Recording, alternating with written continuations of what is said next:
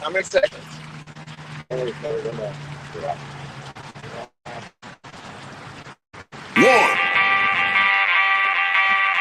two, three. One, two, three. Let's go.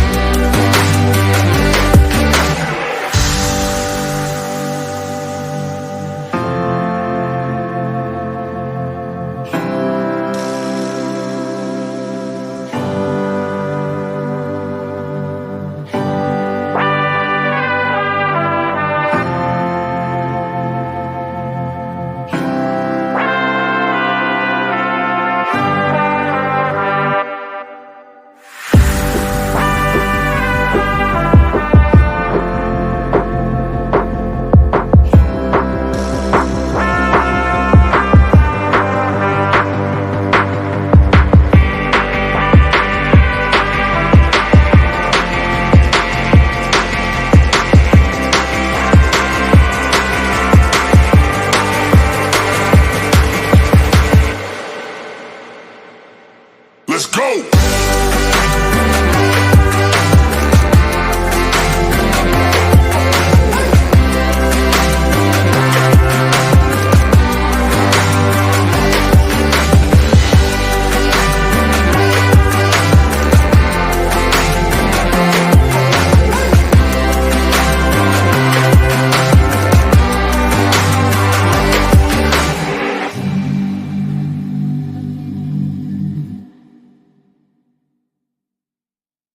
It's Charlie. Today we are going through what we would call a buttload of cons.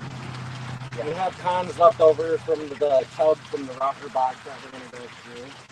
I have cons from the week prior to that, Nugget Lake to go through. I've got cons in this green bucket from when me and Wade went out to 401. Yep. And there's some moss and stuff in there that we got to beat up and clean up. We have the circulating sluice to run the rocker box material. We have the miller table for the fine gold recovery.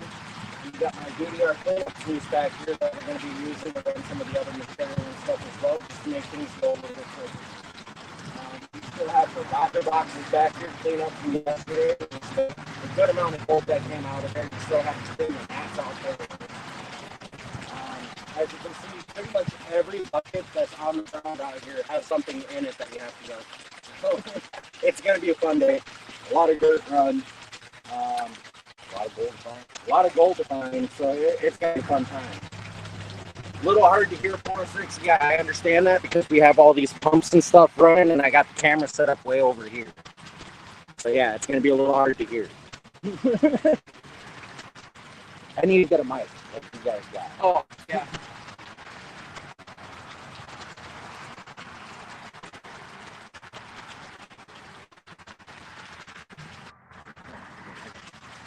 I got my influencer too. Now we just got to pick it off with it. All right.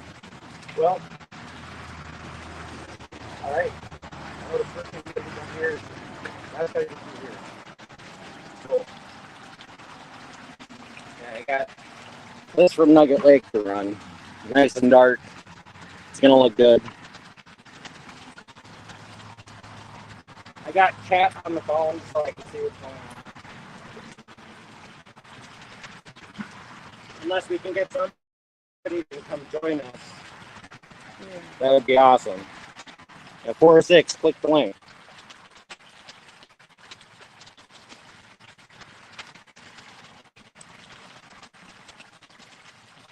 We got 9 people watching.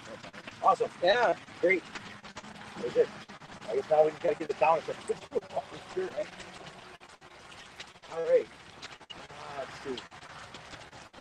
Trevor, I guess you got a job. You want to work on the boost? You got an extra spoon or something I can use? Yeah, we got another scoop. Yeah. Yeah.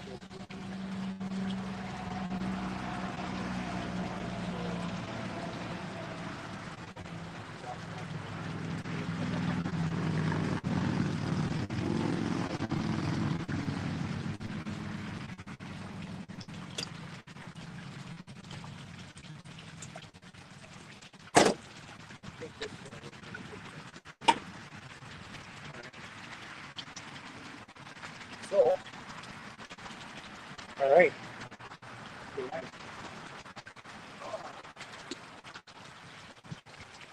These kind of jobs and stuff.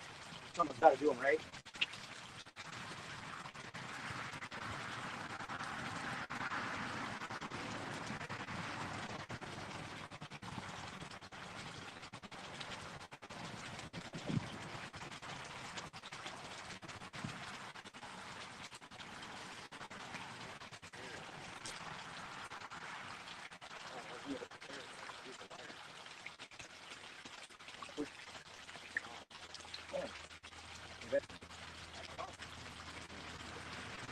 What's wrong?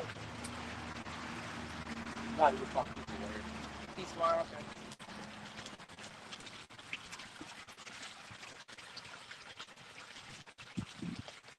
406, I have to put pants on. Yeah, we're all wearing jeans. You're wearing shorts.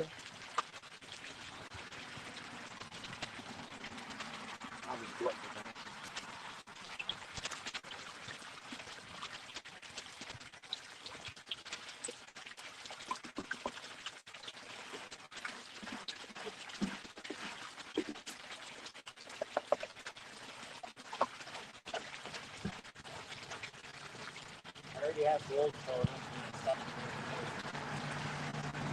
Nice.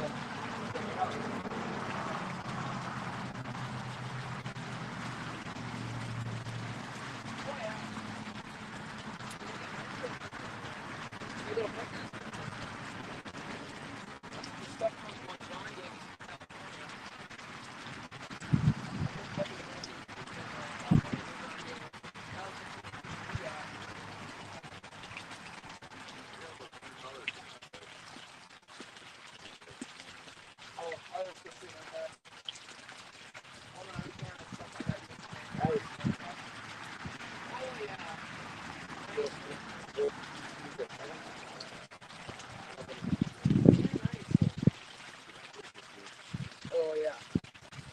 1 table, 1 teaspoon.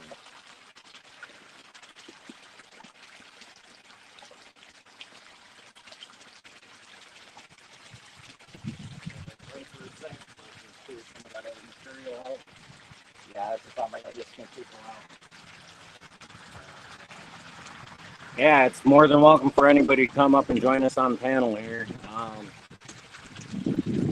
We're just more or less going to be running a bunch of dirt. I have my other phone over there so I can see chat. I just keep coming over to see if we got any guests popping in.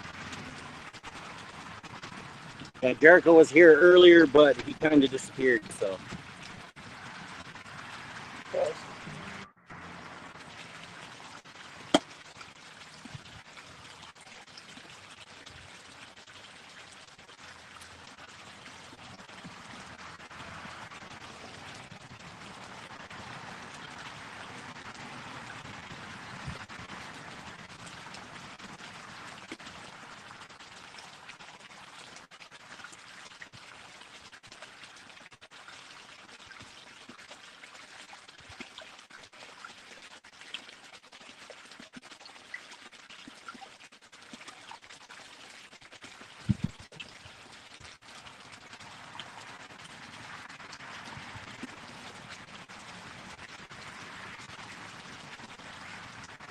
So what has nothing to do now, I can tell you.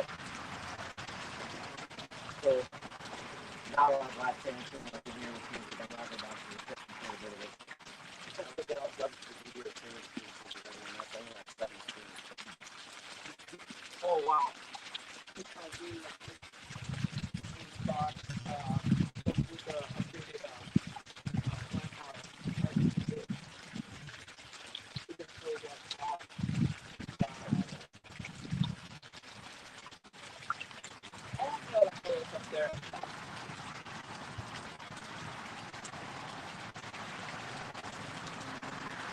Crazy Cannon, hello, how you doing? The Bud Files, how you doing?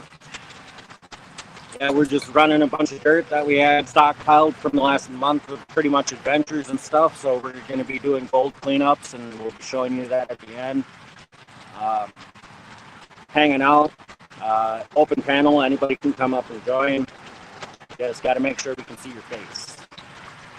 After we see your face, you can turn off the camera and stuff. It's just one of those things.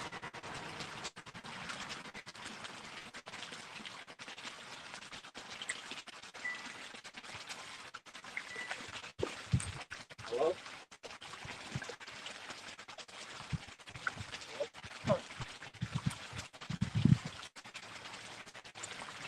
Hello?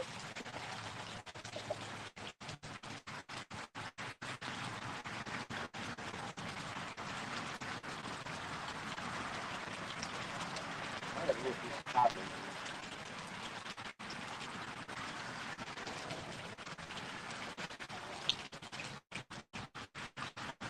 You're gonna get stuff about? Yeah.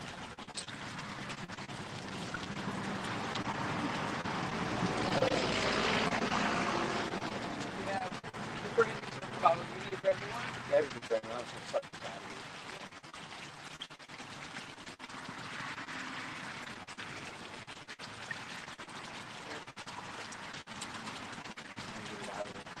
What are we trying to get? Oh, maybe stop him. Nice. Keep up the good work. Ah, mine boss. I like being a mine boss. Here.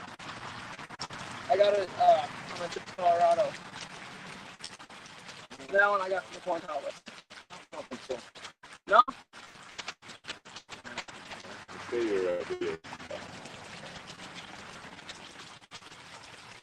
No, it's still going.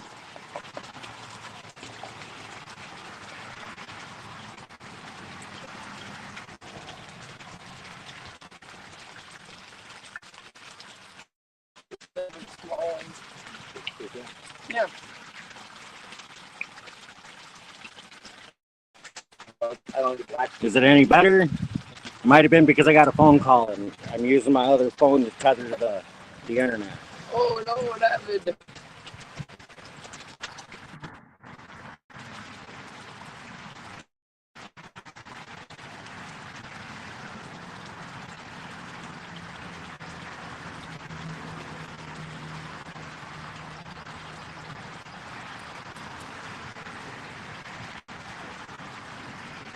I might have to refresh one sec.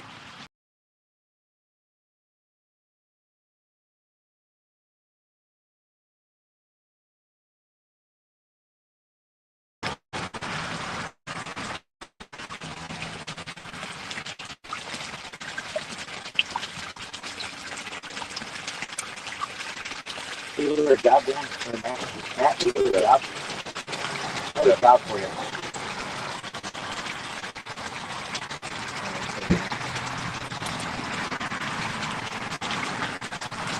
All right, got it back. Okay, this is some really heavy stuff. This red sand is heavier. It runs from my soup store. Get that other bucket faster. Figure out to classify this down a little smaller. Alright, I might have to leave this phone right here by the camera. And if it calls, don't answer it. Yeah, you can use that bucket. We're doing this. Set yourself up. Hi, Ron. I got some red chairs like this. Grab one of those. And to get yourself with a bucket, I'm going to classify it down a little bit. Probably go Giznet. But it could also be because I'm doing this. So this is the scale. You want to do this here? By the way, this live streaming is on right now, by the way. Charlie? Yeah, it's kind of hard right now to see because we got internet like issues. It's not wanting to. It's like skipping. It's heavy material.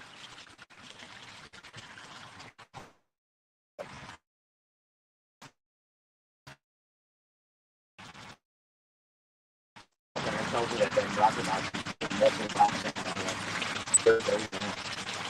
So that's the first big sign. You can pull all of that. So you see a line of black stone rolling on the river. Yeah. What I'll do then is get green map and start to turn back. I might have to watch it. Stop dancing. Stop taking place. Because you put black sand behind them. That's how it goes. Someone hop up and join us. Let's see if it's just me. You mouth. No, it's because my Also, when I put hotspot. this on, it'll be the black sand will be the last part to get. When I put this, Because everything on here looks good, Oh yeah. but on YouTube site it's like Oh, it's freezing and melting. Freezing and melting. Freezing and melting.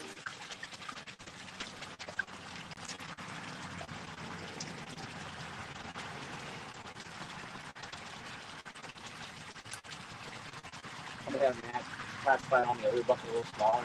It'll run faster.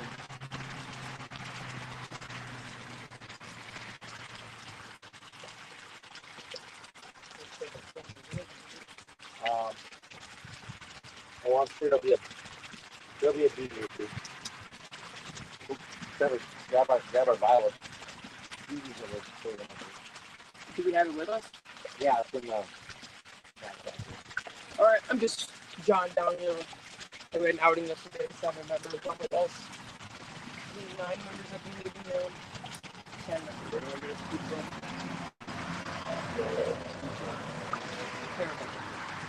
Trevor can actually show you exactly what you gotta do.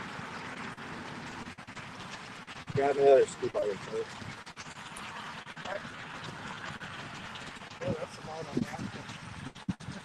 So, yeah. He's gonna just by stuff. You can help him. Okay.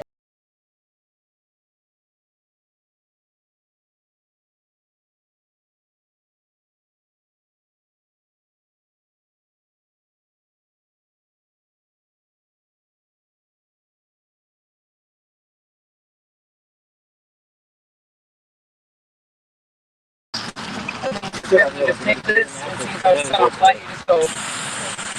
Yeah.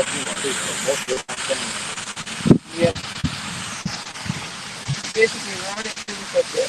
And a lot of things are good because I don't have They get some run through the bit. you get like I dance one hair and And then keep your eye up the power. And, I don't know if there'd be yeah, it's probably because I'm trying to run off the hotspot on the phone. I don't think there'd be I might have to close the YouTube side. I won't be able to see comments or chat because it's eating too much internet trying to do that. greatest day ever. But if somebody could jump up and like help us out here, that would be really awesome.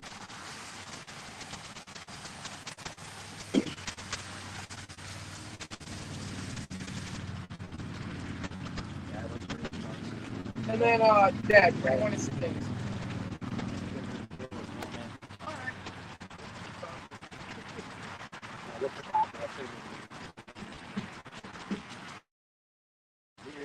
look like copper, it's gonna be a great green.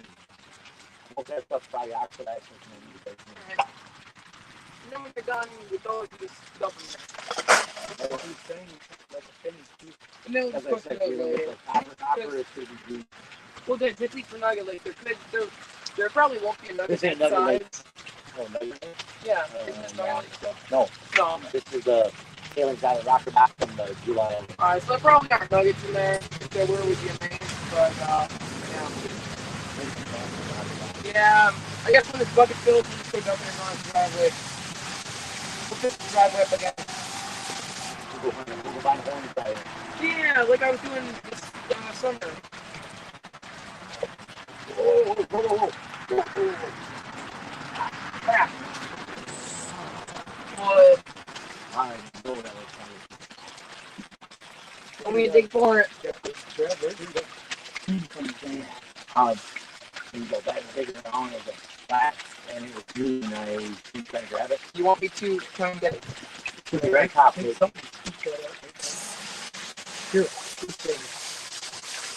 Behind it, yeah, I got I'm not saying it was, but I'm gonna take a big old. did you see what I was trying to grab? Did you see what I was trying to grab? I did. Oh. I left this. Alright, well, I got a big scoop here.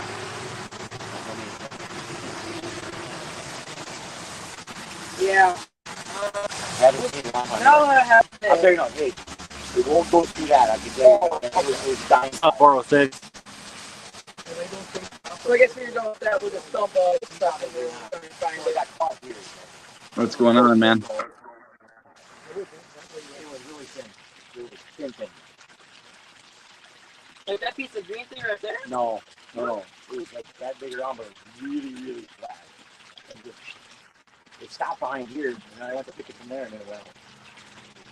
Alright, so I guess when you finish with the sifter, I'll dump it on there and we'll try and find it.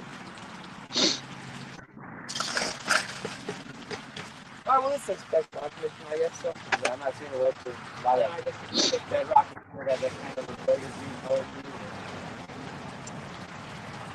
So it'll be So how you doing, 406? dime size. No, I'm doing pretty good. A little rainy. Been rainy all weekend. Really flat. And there's no telling that I got it out of this group. Hopefully I did. Diamond. So what are Can you you hear me? running off hotspot?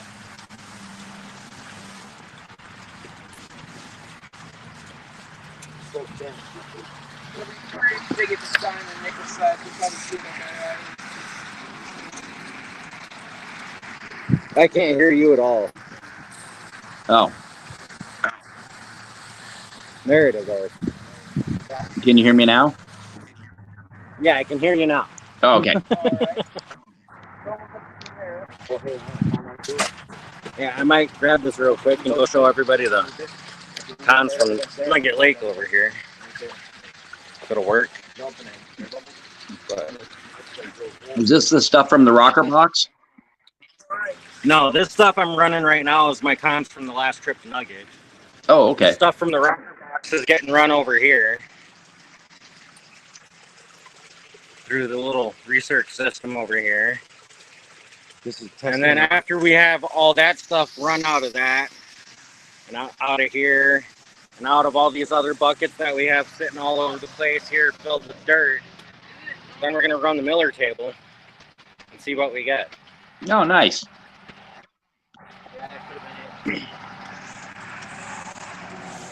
Here's the rocker boxes.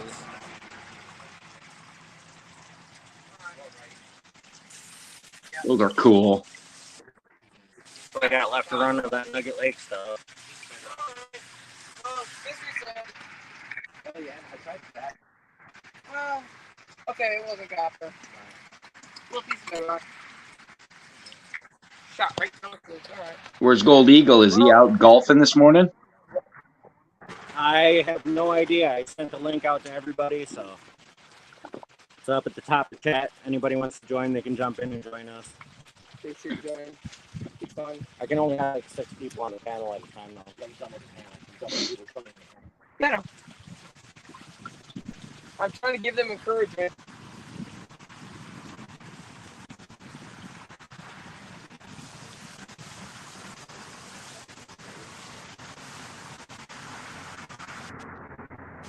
Then you gotta only have a 2/3 of a bucket to run. I'll keep running.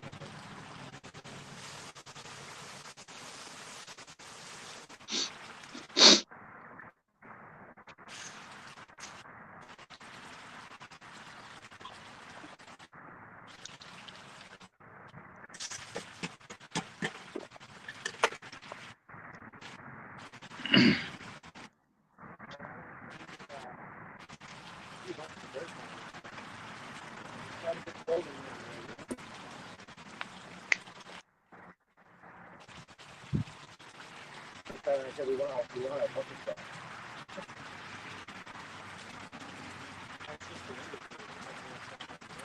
Hey, Rocky Mountain Life. Oh, Rocky Mountain Prospector. How's it going, man?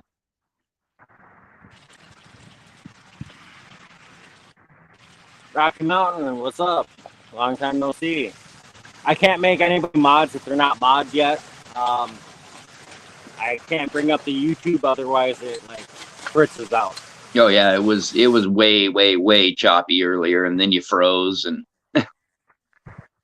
Yeah, I was trying to keep the YouTube open on the phone that I'm hotspotting the iPhone with, and to be able to watch chat. didn't work so well. So, yeah, it's not working so great. So at least now that I know, I can actually hotspot to do like the live stream. I just can't have YouTube open. Right. Well, I'll do my It's hard to best. watch the cat when I'm like 20 feet away from the phone. I'll do my best. I got the TV going and my phone and other things, so I'll try to keep up with chat.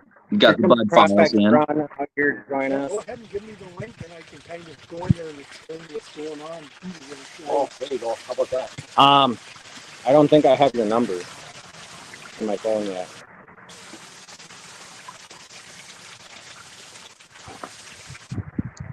So,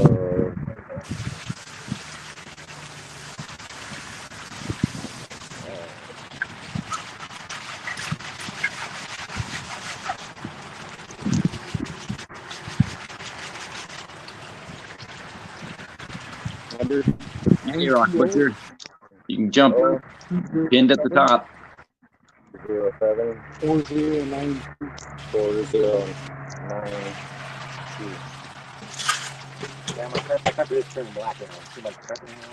It's turning black now. It's blue colors gone when you start.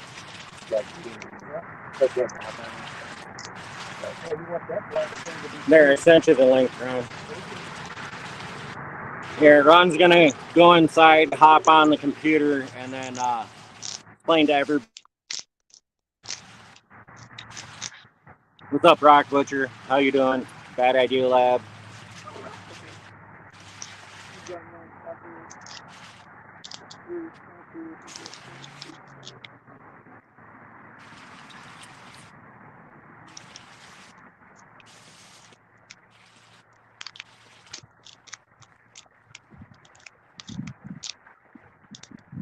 Yeah, my end, you're a little froze up, Charlie.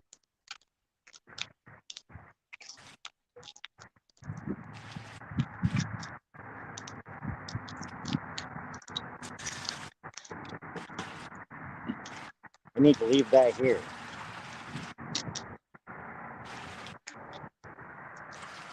that better? I'm still froze up. It could be my internet connection. We got cloud cover and smoke and that kind of No, stuff. I forgot that I put the phone in my back pocket while I was standing over here, and I walked away with it. I put some more cons on the cleanup sluice. So I got to remember to leave the phone right on the tripod.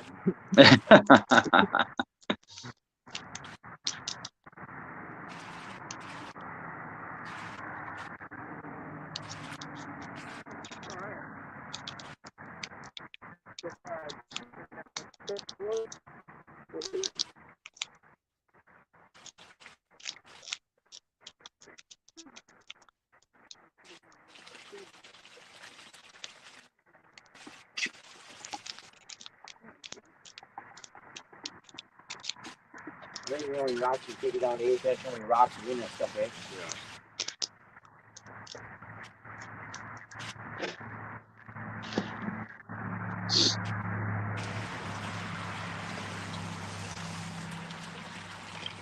Perfect. All wrapped up. All right.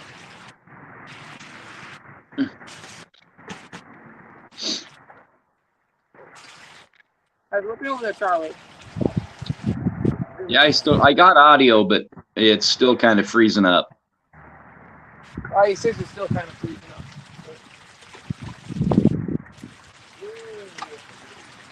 Yeah. That's a lot better than I did yesterday. No, elevator is gonna clean this up to be better than this. It's a waste of time. I'll take those. Like everything we have set up here today with the test.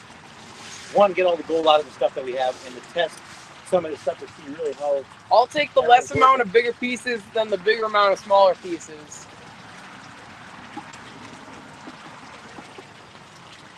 Like right now, I'm running rocker box tailings. Yeah. Hey, Charlie, Rock Butcher's backstage. All right, Rock Butcher's backstage now. All right. Now I've got 2 cars. There he is. Howdy. How's it going, guys? Dr. Ron, too. Hey, Ron. Yep, I ran back into the shop. Like, if you guys have questions that it's kind of lagging, I can kind of let you know what they're doing and everything. It's just a little choppy. It sort of every 5 seconds it kind of pauses for a second or two. Yeah. Yeah. Thanks to our good internet, I can literally see the tower from my shop. Mm-hmm. And and it's a mile and a half away. So much for line of sight, eh? Yep. Yeah.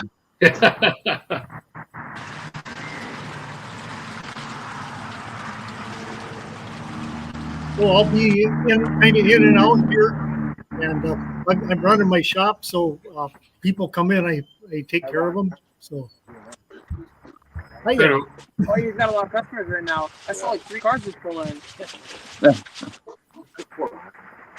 Hey, it's all right. if you look, Wade is there in the foreground. I don't know if Charlie filled you in. He's running their tailings from when we had the outing with the rocker boxes. They want to see if the rocker boxes were missing anything, but we were getting a lot of gold that was just like powder. Oh, nice. So that's one reason why they're checking it. So, and then you'll notice that well, you can't see them now, but behind Wade, well, they must be lagging quite a bit now.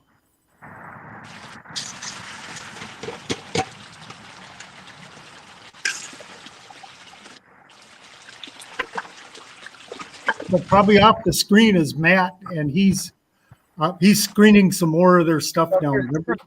Looking for copper too. Looks like you're running fine. Yeah, but it might look fine on here, but what does it look like on The lag will be in going to the towers and getting. Yeah. Is it because you're under this tent? I kind of want to say it's because he's under the tent, but it's not. yeah, I took the kids down to Marina Park there with one of their friends and did a little walk around. It's overcast today, but it's nice. You know, it's not windy or anything like that, and the lake is right calm, so it's pretty beautiful down there now. It's not an everyday occurrence on Lake Superior, that's for sure. Oh, yeah. The whole harbor is just like a mill pond. Oh, really? Nice. Yeah, it's pretty amazing. You don't see that every day, that's for sure.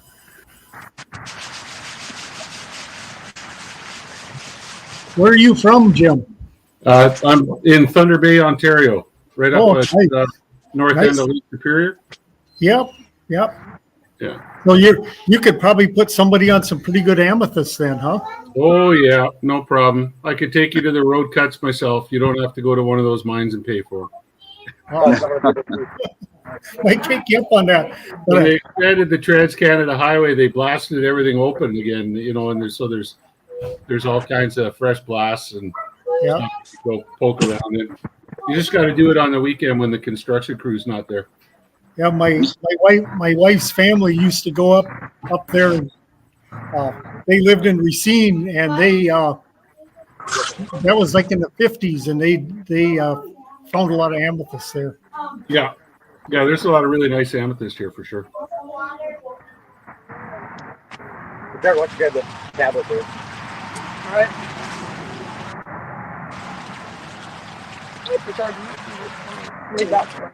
I'm gonna Still 3. grab this phone and grab this camera and take you guys over to the cleanup booth and show you guys what it looks like.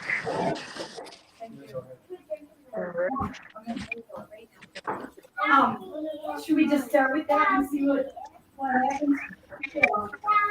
I'm gonna. Yeah, so Stacy, Reg and his buddy Tom came through Beardmore, the town I was working in, on Yeah. the way out to BC. I thought they were going to come up 17 along the shore of the lakes, but they came up 11, which is a lot easier on that old Dodge of theirs.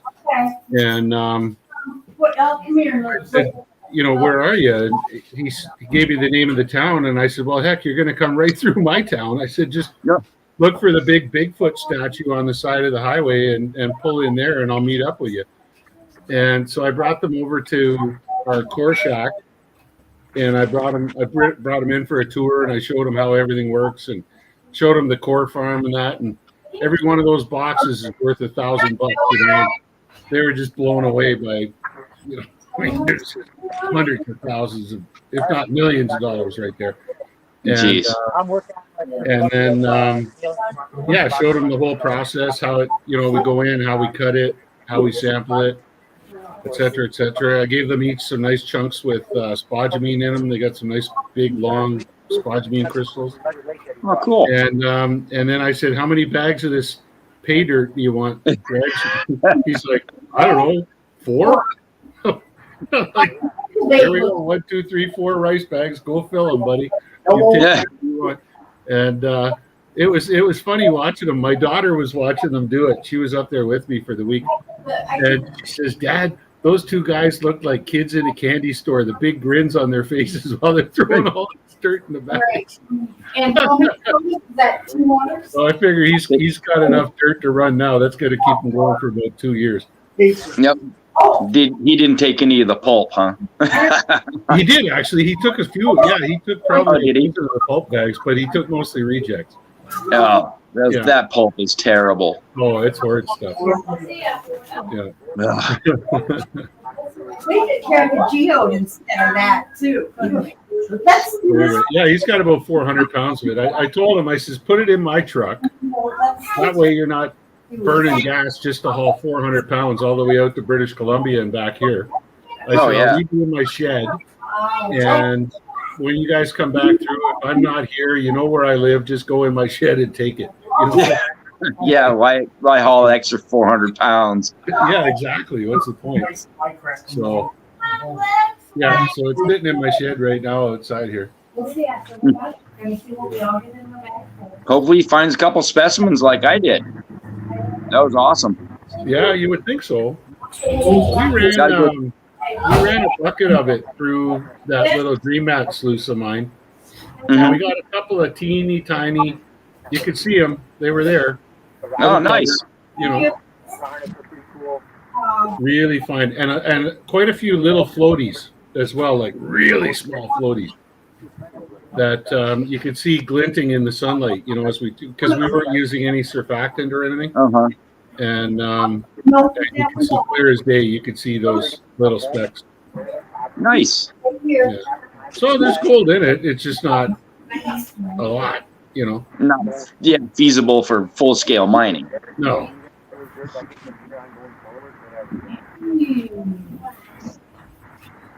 But it's a fun afternoon, you know. Oh, yeah. And if you go through all those, that crush, you know, you just make sure you wash it off and go through each one and roll it around. And Yeah. Oh, okay. it takes forever, but, you know. Yeah, I was hoping we didn't do that when I was running it through the sluice. I was hoping that there'd be enough gold in one of those rocks that it would kind of stick tight long enough for me to see it. Mm-hmm. And I was watching. I didn't see anything stick tight. So, but I think next time I think we'll classify it a little bit better and give it a good wash and give it a good eyeball before we start throwing it in the sluice. Yeah, that's what I did. I threw it out on the cookie sheet and, you know, washed each one off and you know. Yeah. Let's go. Get up to the front. How's everybody doing? Yeah, we're Doing running, good, Charlie. we're running a live.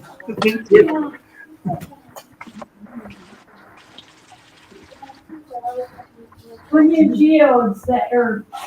Oh.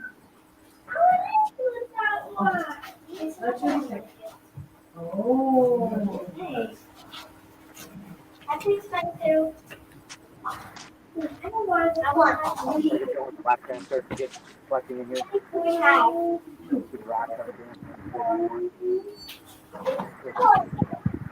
Hey, Rock Butcher, this came out of some glacial till up on some bedrock. It looks like a piece of greenstone, but kind of hard to tell. Thank you. I don't need a bag. Let's wrap that. Oh, no. You might get a little powder on your. We're here in the inside of the shop there. You have to put it up on camera, Charlie. I could maybe give you an idea what it is. Where'd you put your dog? If it looks like greenstone, it probably is. Yeah. That's what. And then the kids can I sit. do have it up on camera. I might be lagging. That's the only issue. Yeah. Okay, two $12. And then, Well, just wait. this $1. And then, yeah. Now come look. I'm going to put my Come dog on. my senior. Just wait. Wait. No, she's gonna lock you. It's gonna break the bracket open. It's gonna be super cool. Which one is Super mine? cool. That one is mine. Yeah, your outdoor camera is frozen solid now. Okay, come on. This Oh, mine. okay. Over here. I made it. I did it. I want to get Right here. It's a big wrench. It's like that.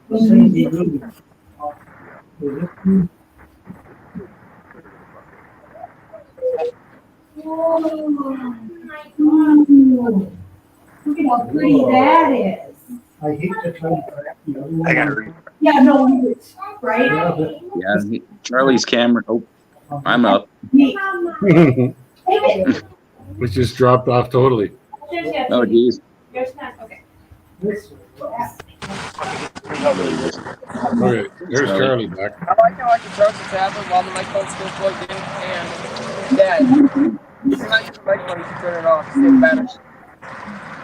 I mean, the car was colored red, so that means it was charged with that, but I don't believe it.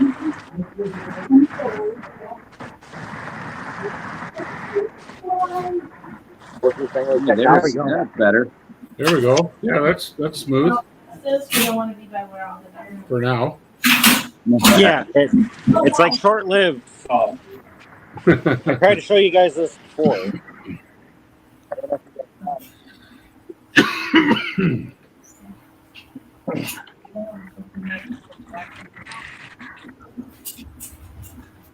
Your cleanup's loose, yeah.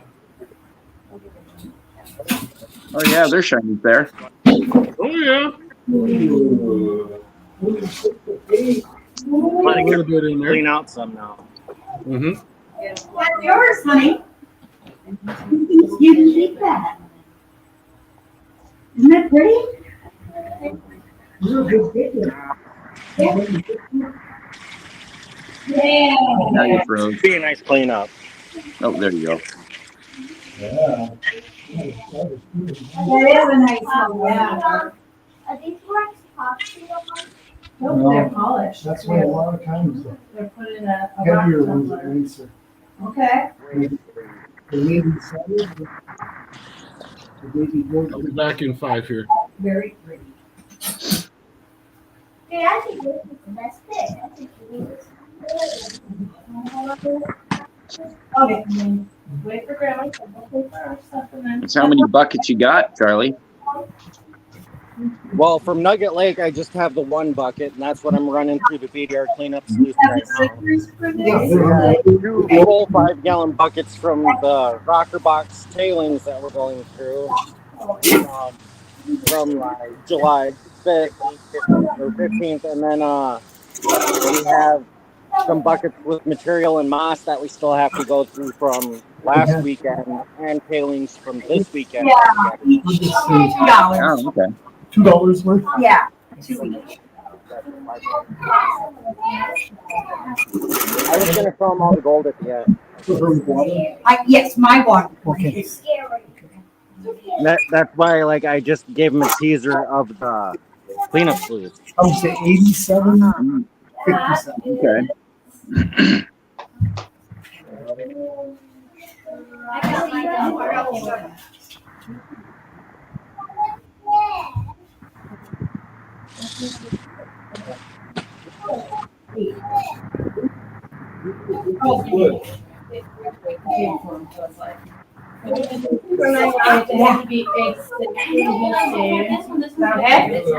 That's what my dream.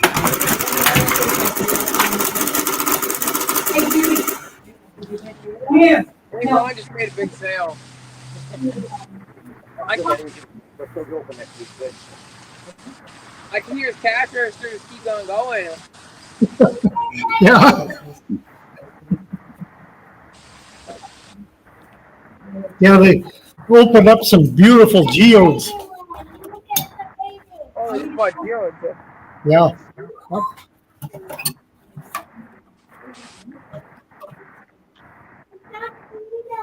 And these are the $15. Yep. Oh, good to go then. We can head on out. Oh, Yeah. Yeah. That's a good Mom, are we idea. going home now? No, we're gonna go outside. They have things outside. We're gonna sit to the stand and you're gonna play. Yeah.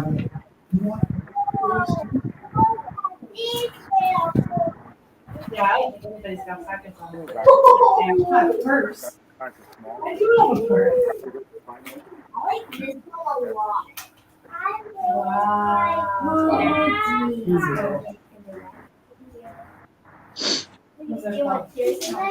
Then you can Hang on. put your gems in there too. Yeah, well, the gems you can put right back in the bag.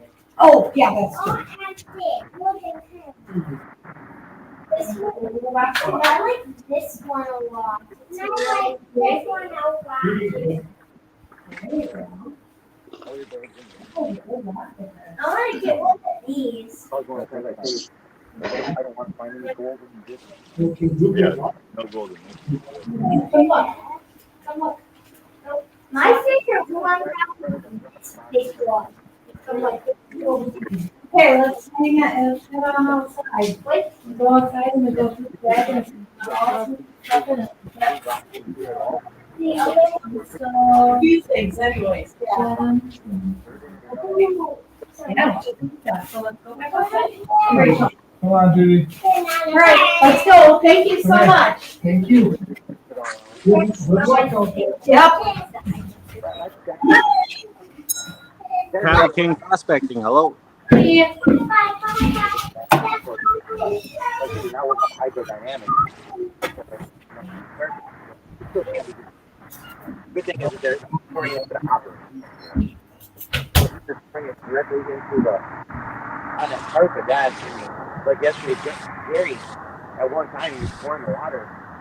He wasn't thinking right. So he got the carpet on, so he was doing something. Oh, he was cleaning the carpet at the end of the day. And he had the carpet way up here, and this far above the pail.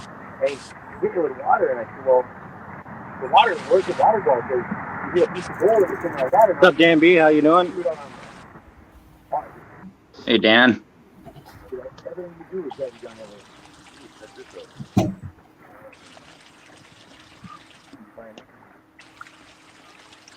Oh, okay. 38.51.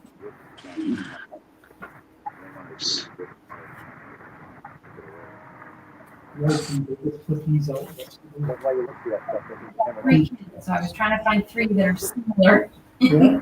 And they ran a little big too, the ones they put Yeah. out. Yeah. We're looking for If you want to grab the food on you, grab a foot, grab a bucket for food. Grab a bucket for food.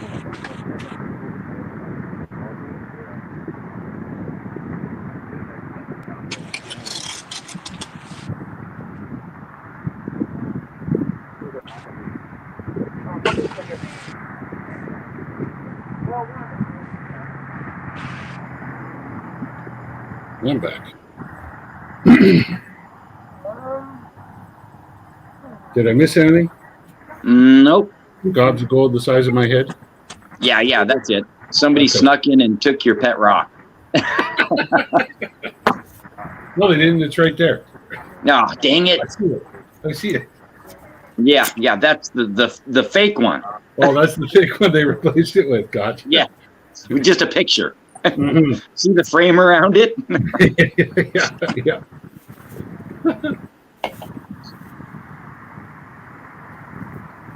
So did you catch a bunch of walleye? No, I didn't have much chance over the last couple of weeks. We were hammering them earlier in the season, that's for sure. But no, last time I went out, we went for brookies and we didn't get a one, which is funny because the week before that we slew the brook trout. It's crazy, but the smallest one we got had to be it was a pound and a bit. And, Wow. Yeah, my buddy Amadei caught 2 that were well over 5 pounds. Holy cow. We didn't have a scale in the boat, but they were big. Yeah, they were big trout, big brook trout. Anyway. It was spraying everywhere but some mat. Hang on, turn it back on. Turn it back on. Just using Erie dearies and worms. That was it. Yeah. Yeah, down here, we kind of value the walleye more than we do the northerns, but when you eat a northern out of that real cold water, they're pretty good. Oh yeah. I'm the same way. I've always thrown the northerns back. But you're right. If you know how to clean them and you get them out of the cold water and you fry them all up together in beer batter, you can't tell the difference between the walleye and the northern. Yeah. You know, they're both delicious. Oh yeah. Yeah, But Damn it's gotta trout. be cold water. Fishy tasting. It Yeah, looks as soon like, as it gets warm, they get muddy, eh? yep, Yeah. yep, we certainly do.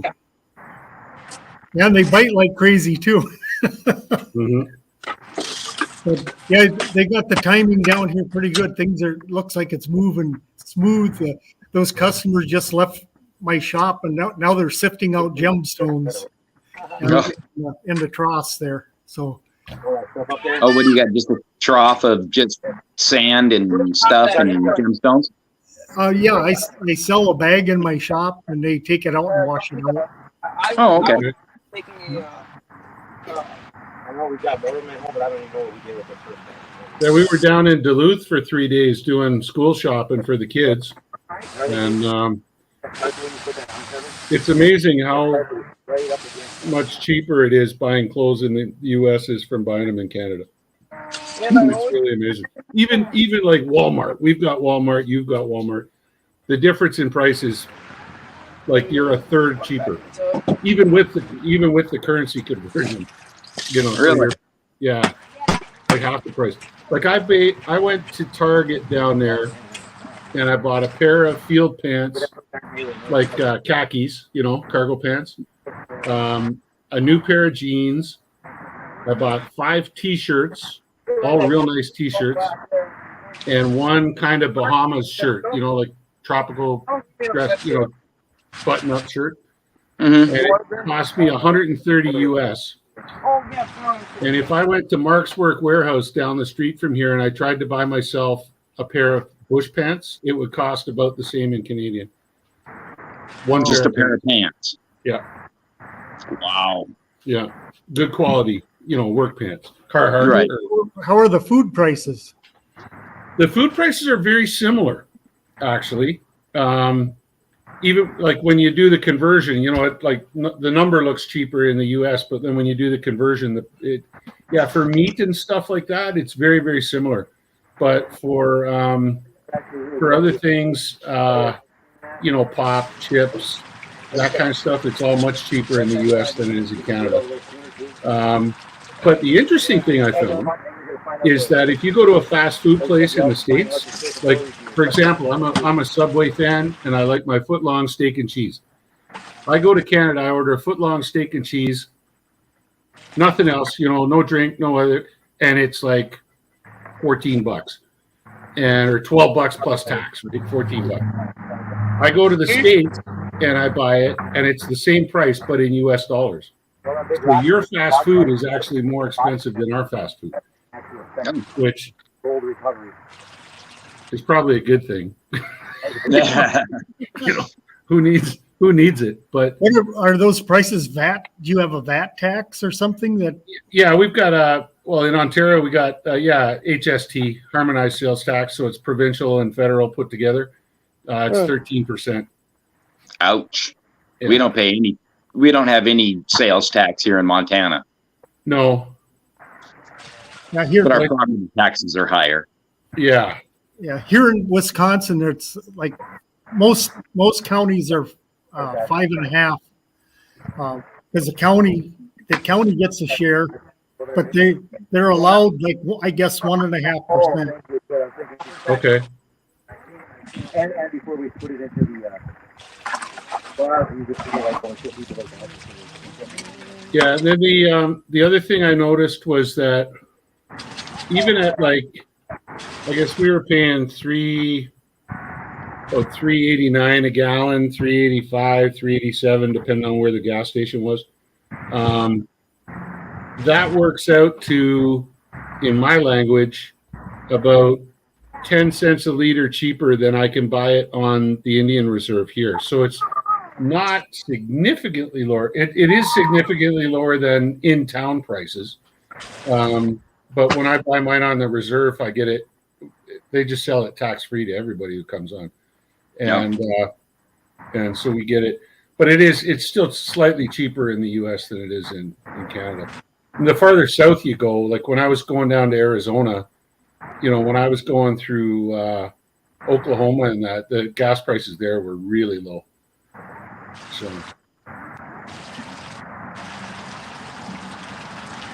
I think for gas, we're paying like probably about $3.50 to $3.60. Of course, we're kind of in the boondocks, so they hammer you a little bit more.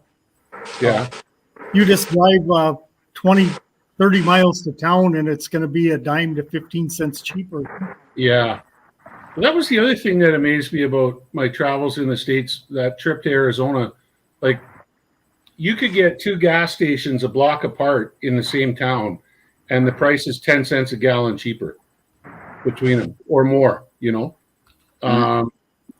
Whereas, like, if you drive around in my town here, there's probably 40 gas stations here, and I'll bet you every single one of them's within a penny of each other. Like there's collusion going on up here. I think they watch each other's signs. They do. They Yeah. do. Let's keep it even so we frisk everybody equally, And it's not like trying to steal a bigger part of the market by charging 5 cents less,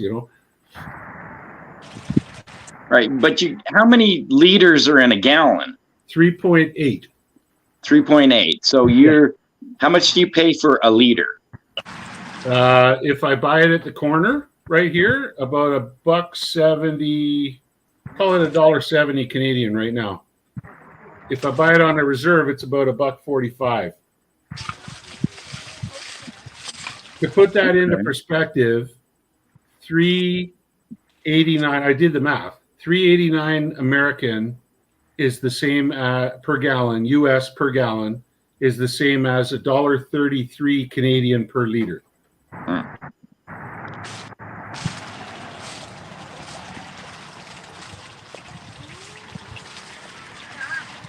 Well, look down here, and we have DC Prospector, and then Kyle King Prospecting, Chillin' and Grillin' Adventures with Dan B. I don't know any of the guys yet, so. Oh, Dan, yeah. I haven't seen Dan in a while. Yeah. I haven't seen really hiding their hair. Kyle King, DC, welcome.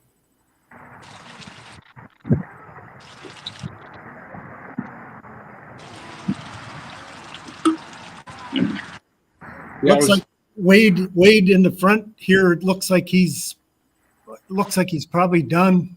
Letting it wash out a little. Nope, he's got some more there. Yeah, he was getting quite a layer of black sand in there. We were I discovered the area probably about 10 years ago on bedrock. They had all these crevices in there, and I found just a few colors, and I knew I had a potentially good spot. And like Wade and his son have gone to that place quite a few times. And at first, I just had a rocker box because there was no water in the gravel pit, and so I did fairly decent. But these guys really, they hit a crevice that gold is just like powder. Mm-hmm. Oh yeah, yeah.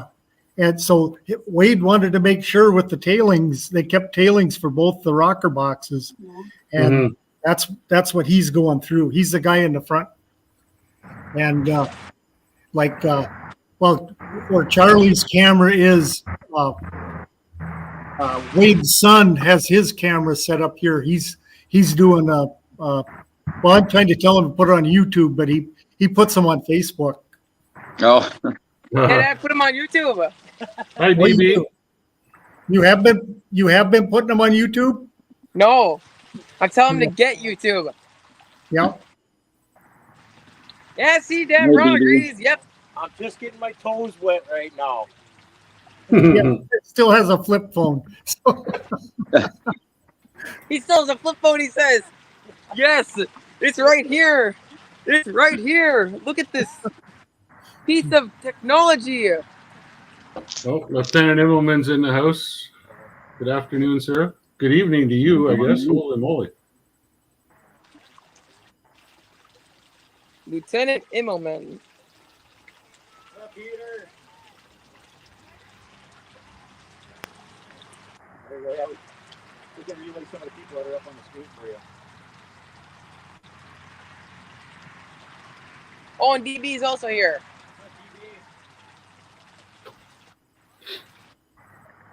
I've got my camera off because I'm enjoying an adult beverage and having a puff.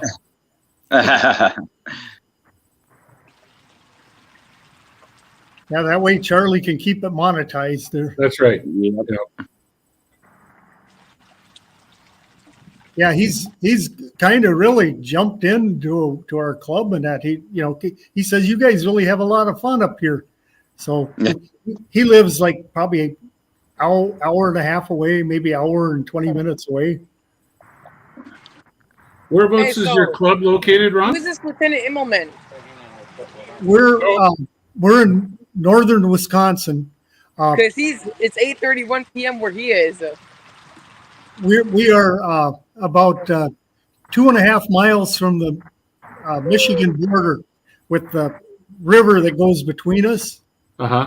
Uh, What's the name of the town? The town is Wasaki, and it maybe 500 and some people, and the town around it is maybe 1,200 or so. So we're under 2,000 people, and our township is actually pretty big. It's like 2.5 section or 2.5 2.5 sections. I'm just looking here compared to where I'm at. Oh wow, you're a long ways away. Yeah, Kitty well, corner. it probably isn't too bad, except we'd have to go all the way around to Duluth and go over the top. Yeah. Whether I went through Duluth or I went the other way through the Sioux, it looks almost like 50-50. Yeah.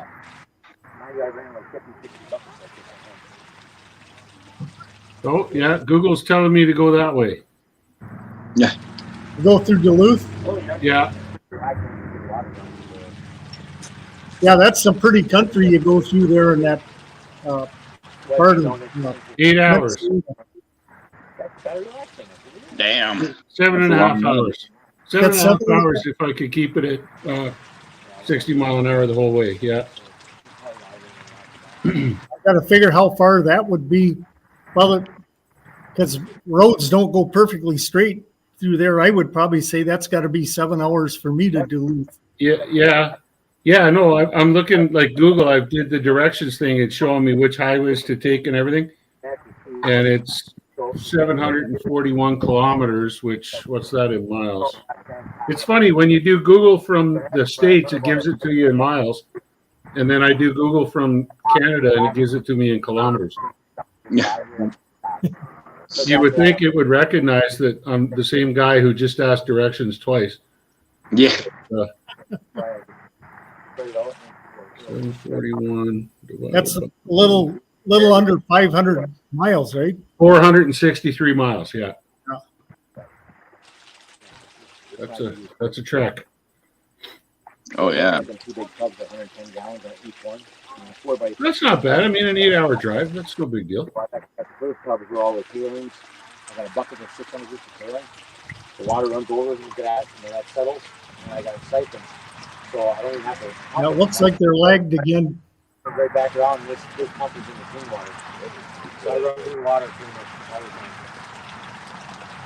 Yeah, that's weird that you can see the cell tower and it's still laggy. Yeah. Well, I think their cell towers are directional to a certain degree, and if you whine the most, they kind of turn it towards you, and there's Pictures on the side of the milk table. somebody must whine a lot in the other direction. Yeah. But like I'm half a mile out of town, and What do you need? it sends me to to a certain tower. If I'm in town, it sends me to another tower. If I'm on the south side of town, it sends me to another tower. Hmm. If it would send me to the one that's south of town, that one's a really good tower.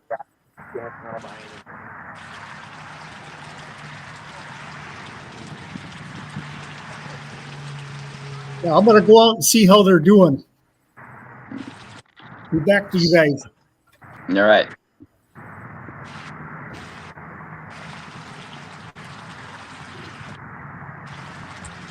So the Yeah, first we day were up you were at- down in Duluth, Stacy, I've What? done some research beforehand, and there's a really good family-owned Mexican restaurant there, like British Mexican food, and my kids have always been into it, you know, kind of, but you don't get the real stuff up here, and so I said, okay, we got in, we were too early to check into the hotel, so I said, let's go have lunch, you know. And I brought him to this Mexican place, and man, was it good. It was so good. It was just like being back in Mexico. And both of my daughters said, Dad, they had burritos of different types. And they both said, this is one of the best meals I've ever eaten in my entire life. Yeah, Wow, that's really saying a lot, you know. we got a little Mexican place that's really, really good up here. Mm-hmm. And the wife's birthday's coming up, so I'm gonna take her to the Mexican restaurant. Yeah, So Matt, yeah, it's really good. walk it through here and took all these. It's nice. Doug Odette and Sandy took me out twice to the same place down in near Apache Junction. It was over in Mesa, and wow, was that good too? I mean, everything Oh was yeah, good. I bet. Oh my god!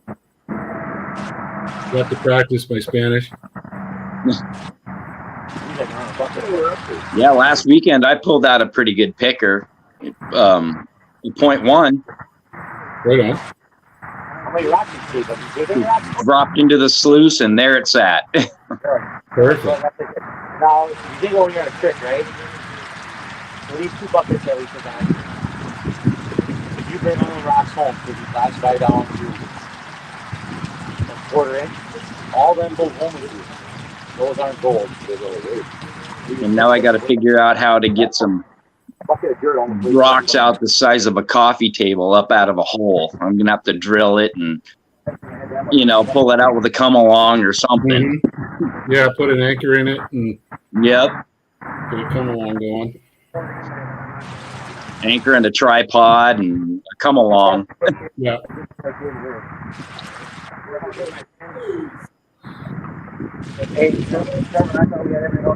And a really big tree. Yeah. Well, there's a really big. I'm digging underneath the really big tree. Yeah.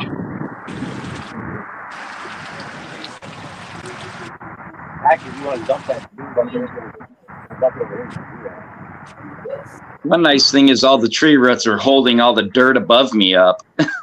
Oh my gosh.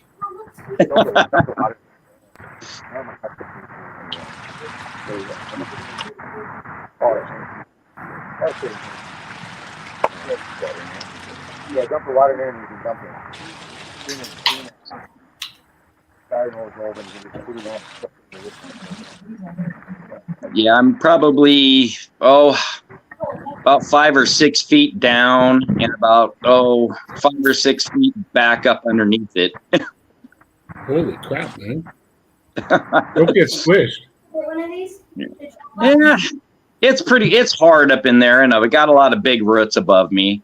Yeah. But it's do I collapse it and then have forever mucking it back out, or just kind of let it collapse by itself? Yeah, the problem is if it collapses by itself, it might collapse in a direction you don't want it to. Yeah.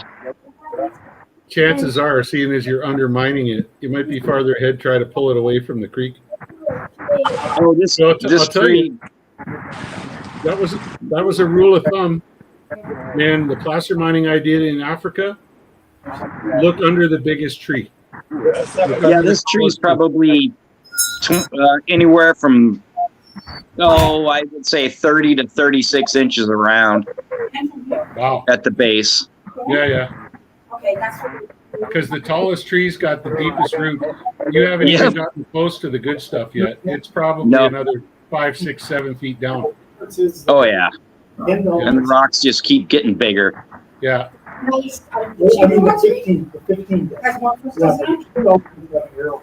Yeah, there'd be a big pothole in the bedrock there. It'd probably be full of gold. You want more crystals? Yeah. I know we made a lot of money in diamonds, man, knocking over big trees and then just working. We'd spend a week working that one bowl. And Really? and the diamond, the X-ray Sortex would just be going clack, clack, clack, clack, clack, clack, clack, clack, clack. Like this is running material through. Nice. Spitting out diamonds, Using the charge card. Well, what we're thinking is the area where we're digging, they used as a holding pond, It doesn't matter, Okay. and then flushed it out down that big rock channel. So that's what we're kind of think, because my buddy Mike found a beaver trap Yeah, I only like get 4 feet down in the dirt. Oh, I So- do. Cash, if that's easier for you. Do you have any of those trees with gemstones on them? So we're thinking, that it was a big settling or a holding pond for water. Yeah. Yeah. And they just simply didn't get to the bottom of that hole. Right. And they just, it's virgin ground. Probably virgin. Yeah, I was just going to say virgin ground. Yeah. So that's what we're thinking. You might need a pump. Well, I haven't hit groundwater yet, I see where they're digging out. but I'm probably getting pretty close. All the dirt up there is down at the bottom is pretty moist. Mm-hmm. You pay either like 15, 25, or 30 bucks, and 30 buck bags, and you throw a nugget in there to make sure. And I put like 3, 4 nuggets out of that. Where I got almost $75 worth of gold for 35 bucks. That's a good deal. Keep watching that standing here. Watching this gold. There's about ready. So how's that job going that you're on? It's going well. We're on a stand down right now because the every member of the client company is over in Germany right now doing because it's a German company. They're doing some sort of kumbaya meeting. Everybody come together and hold hands and corporate building, whatever you want to call it. Oh, yeah. And they did not want to have us continue to work in the field in case there was an accident, because then there wouldn't be one of their representatives in the country. So I get it. Abundance of caution, Our guys have been working hard since the spring, so it gives them an extra week off. Oh, okay. And, I mean, not all of them are happy about it because a lot of them live paycheck to paycheck. But Right. thing is that it's we'll get them in the end. I've already got most of them have got extra days already that they've been paid for. We worked extra days to make up for this week they're going to lose, and then when they come back on, we'll work a few extra days at the end of the run to make up for what they lost. So Oh, okay. yeah, so I go back up on the 11th. Happening is I'm putting dirt in here, and as it runs down, a little bit expanded middle, so you might see creating a little bit of a ripple effect behind it. Uh-oh, getting people hooked on mining, on gold panning. It gets pushed down into a carpet, and the carpet catches the gold. And when we get done, we take this and we'll clean it into a bucket and just keep refining it down until all we have left is the gold, which like we've got in the can. Did you see that can of gold? Yeah. That's what we're doing right now. And I'm trying to test it. Into a rocket option, we're kind of testing it to see how the rocket option do. But yeah, we got Bruce is the table here. He's got to clean up the Bruce over there. And we just going out the last. Him and I, we gone out the last 4 weeks. You're so good. I didn't put on my mind.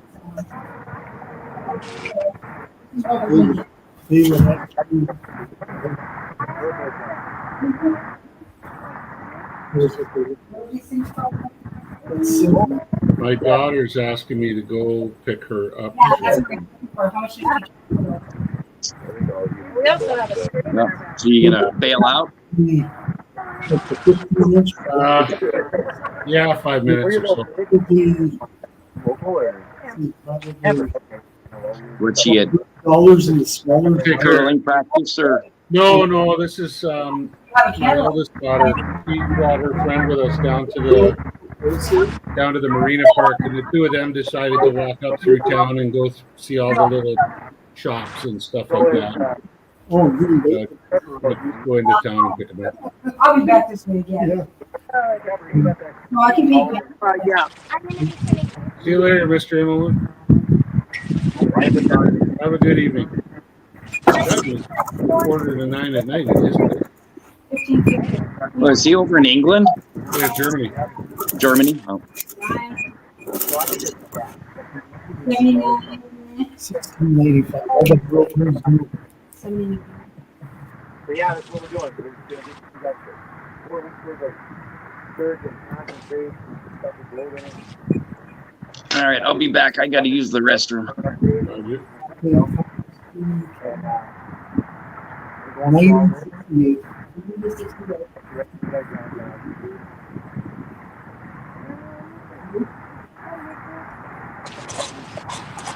live streaming right now to all over the That's what's hanging. guys. I'm not filming. Live stream. You guys in Germany come on here?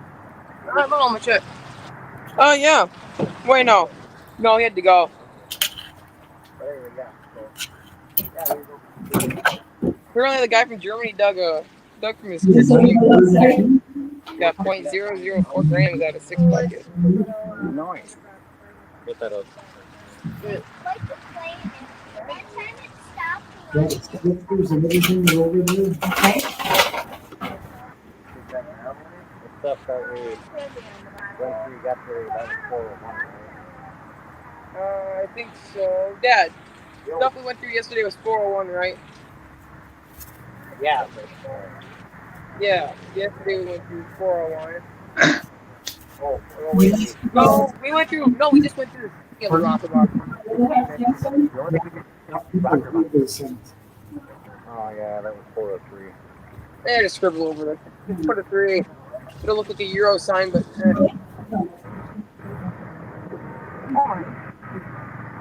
40B. 40B. Yes. Won't be 403. Yeah, there's You finding any, Charlie? the gold out of the dirt that they got yesterday. Oh, they got gold? Yeah, and you can go there and watch them. No, that was for mine. Oh, rock punch back. Yesterday. That's one reason we're doing them, is so people can go and see. Oh, you know what? I'm going to get that tattoo. Oh, wait, no. You finding a bunch, Charlie? What was that? I said, are you finding much? Oh yeah, well, I just finished cleaning up the stuff from Nugget Lake, but like I said, you guys are gonna have to wait until the end after we run all the dirt to see the gold up there. Oh, That's keeping why us in suspense. Labeling There we go. it, so we know which ones are which. We have what? This is my Labeling, that doesn't sound like you. Okay. No, it's I'm improving my stuff. So. I gotta run and pick up Sarah. I'll be back in 15. All right. All right. All right, man. Hold it open. Yeah, Prospector Ron got real busy here for a while. Yeah, I seen that. Yeah, I was going to try and get the oils and stuff off this. Yeah, it got so, I probably sat here for almost 2 hours and it was real quiet. Now everybody's there. Yeah, that's the way Sundays are though. You're a full shop there, aren't you? You got pans and sluices and all that stuff. I don't have power sluices except I have a couple that recirculators, like the little Royal. I buy Royal when I can, but they have a minimum sometimes, and it's hard to hit the minimum in a little shop. You know. Oh yeah. how the water doesn't stick to it? It just looks like it's jello, like unfinished jello. What's that? The water. What's the name of your company? It's Pike River Prospecting. Pike River. Okay. Yeah. You got to give yourself a plug every now and then. Shameless advertising, huh? Well, look at the guys out there. Wade right there in the front. He's wearing one of my shirts. And Trevor, even Charlie's wearing one. Yeah. So I got them covered. Those are my billboards. Yeah. All right, so we're getting our cleanup. I gotta A little locked up right now, but you know. Yep. When I was just out before, he had about a third of a bucket of the not the concentrates, but of the tailings to go through. And he had Matt, the guy that's over on the far left, cleaned them out with even a smaller classifier. So now it's going pretty quick. What mats are you running in those rocker boxes? Just carpet? Just carpet. You know, the rib step, like for steps. The rib, okay. and that's on the bottom, and then on top of it is a carpet, and there's a ramp in there. Oh, okay. And well, maybe in a little bit I can just go out there and put one in front of the camera. I just put it on there directly. It's like a ribbed textured carpet, and that just sucks up all the fine gold. Yes, some of the guys are thinking about using that in their sluice boxes. No. So what Wade likes to use is expanded This metal. is what we're running through the rocker box. They go over the carpet with the expanded metal, and then he had a guy make a sluice cover for to hold it down as expanded metal, and it serves as a riffle, but it's a real shallow one because of all the gold. Yeah, I run silicone mat. I build my own silicone mats and then run expanded over the top of them. Collects a lot of cons, but man, it sucks up that real fine gold. Yeah, gold just has an affinity for softer rubber. Like you buy the real cheap stair treads, and that's it. It's rubber, but it's a hard rubber, and the stuff you buy for prospecting is like a deep V, and that mat is softer texture. You can tell, but the softer the texture, it just has an affinity for it. And in the old days, before all this silicone rage, they used live rubber. I don't know what that was, but gold has an affinity for rubber. Might have been something like a raw rubber. Look who's behind me here. Hey, Charlie. Hey, yeah. The camera's kind of slow out there because I'm using my cell phone to hotspot. Oh, you're fine, man. But we're trying. I mean, look, I'm in two places at once. I'm in the background on the screen right now. That's right. Here, I'm doppelganger. Flashing it.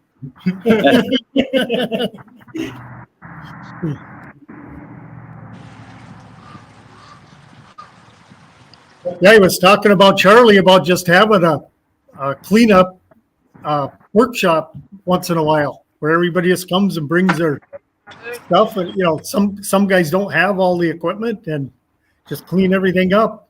It'd be a lot of clean garages around, right? Because I brought 6 buckets of different kind of dirt and stuff with me.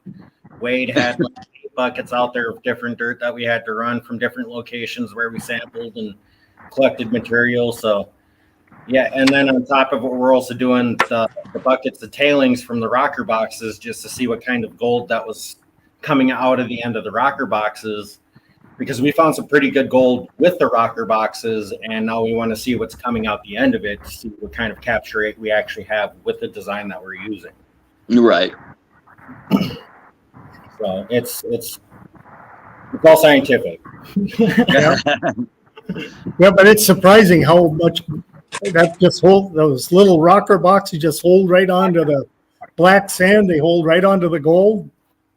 And you, when they're doing the cleanup, you just see all that black sand just coming out of the sluice on the bottom of the box. Yeah. Nice. Wade dug into a pretty good pocket where like he didn't even 100% clean out the mats at all. And he had like 25, 30 pieces for glacial deposit just in the stuff that we rinsed off the top of it. It wasn't even washed out 100% where it was completely clean. So Oh. he's got gold locked up in his mats. The only problem sometimes with that carpet, it's like it buries itself in there and you just can't get it out. The only way is almost like burn it, you know? That's where like every 6 months you just buy a new piece of carpet, burn the old one, and pan out the tailings from that. Yeah, once it's in there, it's your gold. Yeah, it's not like it's anywhere. Yeah.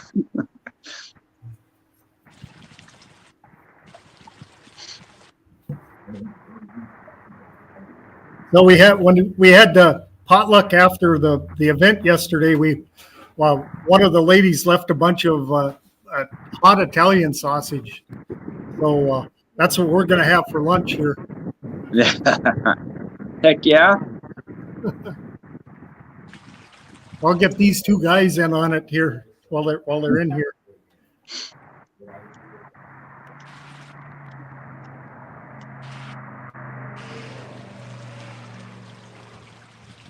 So is it where you're digging? Is it like a club claim or is it your claim? No, it's a county. It's a county pit. Oh, okay.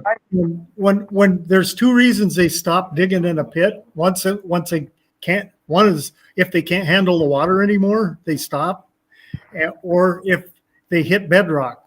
So they hit this bedrock uprising, and they kind of abandon the pit. You know, eventually they rehabilitate them, but I'm going to try to get involved so that with the county so that they leave us a pit or two to prospect in. Oh, okay. That's a great idea, you know? Yeah. Yeah, and I metal detect a lot on these old farms out here too, and I'd like to see it. And they've been logging a lot. I mean, our red pine plantations are mature, and they're taking, pines that are like probably 20, 24 inches around, and they're still leaving the rows there, but they probably only do one more logging on it before they let it go. And I'd like to see them leave around those old barns and houses, kind of just leave them alone. I'm gonna have to move this in somewhere else that way, so it's in the shade, so these things don't burn up. And now this, I think we'll leave this tent up until Jericho comes, and he can, put his tent maybe partway under it or something. Yeah, off to the one side somewhere, and that way we can still use the underside of the tent and everything like that. Yeah. In case it rains, he's going to be tenting it, so in case it rains, he can stay dry. Right. How much concrete? How much concrete did you bring along with you? I got the moss that I was going to clean out into the bucket. No, okay. This is the stores part of it. Yeah. I knew this was going to be the stores part of it. Tell my wife I need a bigger sluice. Scooping more dirt. Well, we don't really need my sluice after I get out. I don't think they'll find much in there. What we need to do yet? We need to get the rocker boxes. So with those gem bags that that you have, are those just naturally occurring or? No, but if they're all seeded, I used to get them from a source, and the prices got higher and higher. But when you get into the trade for a while, I'm mainly a rock shop. Oh, okay. So as you get into the trade, you find different sources. I have my own now, and so I make my own. And I actually made my bags bigger for the customers, and I've kept my price the same for 10 years. Oh, nice. Yeah. So yeah, I really don't want to do a raise. I probably next year on some of my stuff, I'll have to start raising prices. You know, but yeah, the prospecting gear and that I've had to raise the prices because they raise them 2-3 times a year on me. Oh yeah. Yeah, I can't afford some of that stuff, so I just get kind of a crazy idea and build it myself. Well, there's something about prospectors. They do like to build their own. That's what one of the things about prospecting is. If you try to look for a little better way, kind of get a little edge, and it's just a natural tendency. Oh yeah, and I don't care if you buy the most expensive or the cheapest or whatever. Nothing's going to catch 100%, and that's what people have to kind of realize. Yeah,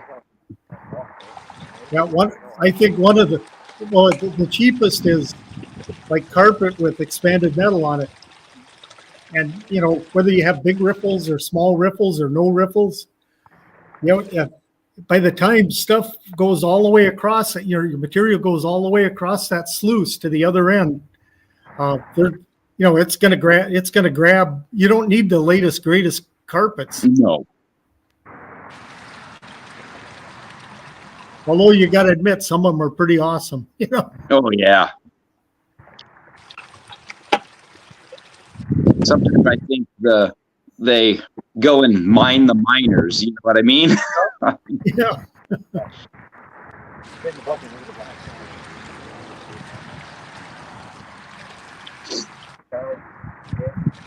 Yeah, back in the old 49ers, you figure all that stuff had to be packed in with mules. Oh yeah. And then the guy had to pay to have it all shipped there, and then he had to pay he had to get a profit out of it yet too. And you can imagine that they for a shovel they were probably paying probably 5 times what it was worth by the time it got out there, but you had to have a shovel. Oh yeah. So. And that was when gold was like what, $20 an ounce. Yeah, I think it was like 17 during the 49ers, maybe even a little less than that. But that was an enormous amount of money, though. Oh yeah. Because you're talking people were probably making $1.50 a day. Right.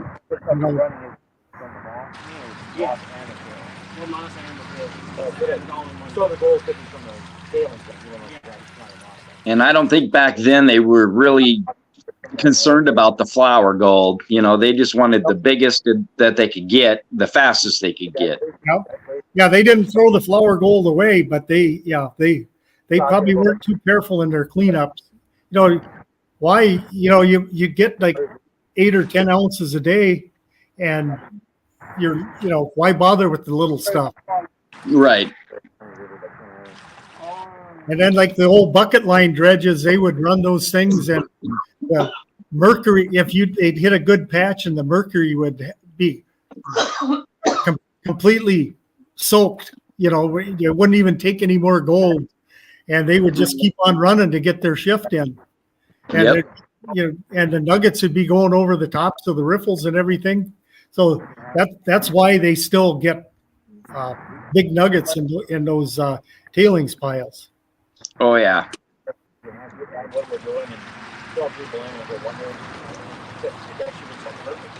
That's why you can still find, flakes of mercury covered, still. Yep. Now, is that what you find up by you? No, we find just a lot of the placer. It's pretty clean. Every once in a while, you'll find a piece with some mercury on it, but most of the time, it's flour and flake.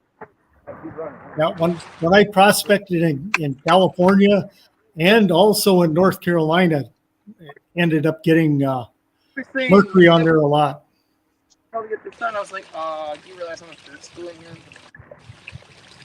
So my brother and I like to prospect in an area that was it was like gold was like glitter. It was actually pretty big, but it was probably mined like 2 to 3 times before we ever mined it. It just they wouldn't stay in anybody's box. No. I got at least these rocks in one in the driveway. Except for the really big one. Yeah, last weekend we were out and I was running my sluice and I hit a picker that was, 0.1. So Yeah, a detector will pick that one up. I don't really do much metal detecting. My dad did when he was younger, but he's passed away. But I just pretty much run my sluice box. Yeah. Or I dig and my wife runs the sluice box. Yeah, if you have a nice place, if you can just set up a sluice box and dig the material and put it right in the box. I've done that a time or two. You gotta turn rocks over and everything after a while, but that's kind of the ideal place. Yeah, one of my buddies has that I mine with a lot. He built himself a conveyor belt that he can high bank with.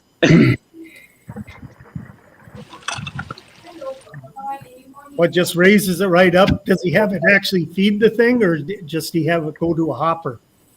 He shovels into a hopper and it goes up the conveyor belt and drops into his high banker and then spits the rocks out and washes. So he pretty much just shovels. Yeah. Well, Jim, what did you have? Some of that Canadian beer? I do now. Oh, it's Molson. That what you guys drink up there, huh? Molson Canadian.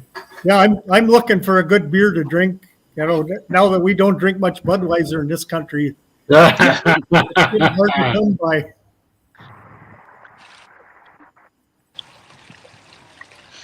Yeah, I'm not too fussy when I'm down in the States. I pretty much whatever they got handy, but except for Bud Light. But thing is that up here, when I came back across this time, my favorite beer is called Alexander Keith's. It's India Pale Ale, Canadian made, and that's a really nice beer. And I bought a case of that on the way home, duty free, and drank that. And then I drink one of these, and it makes these ones taste sweet because the IPA is kind of hoppy, Mm-hmm. So.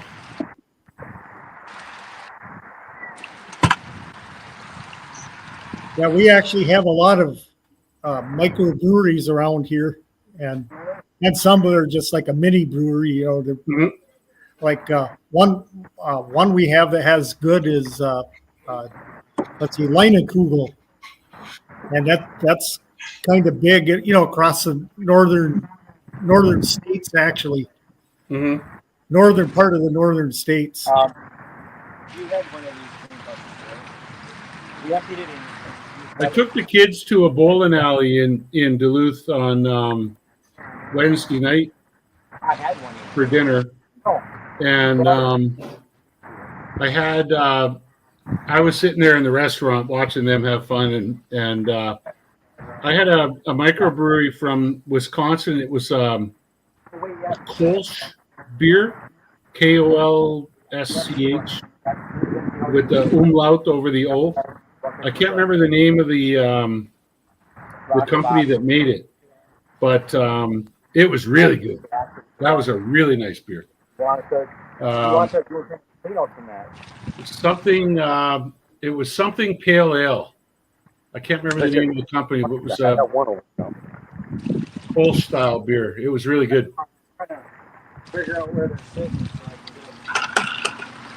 And not expensive. I don't know. It was like $4 a cup or something. $4 a pint. Yeah, we got a lot of micro beers all around here too.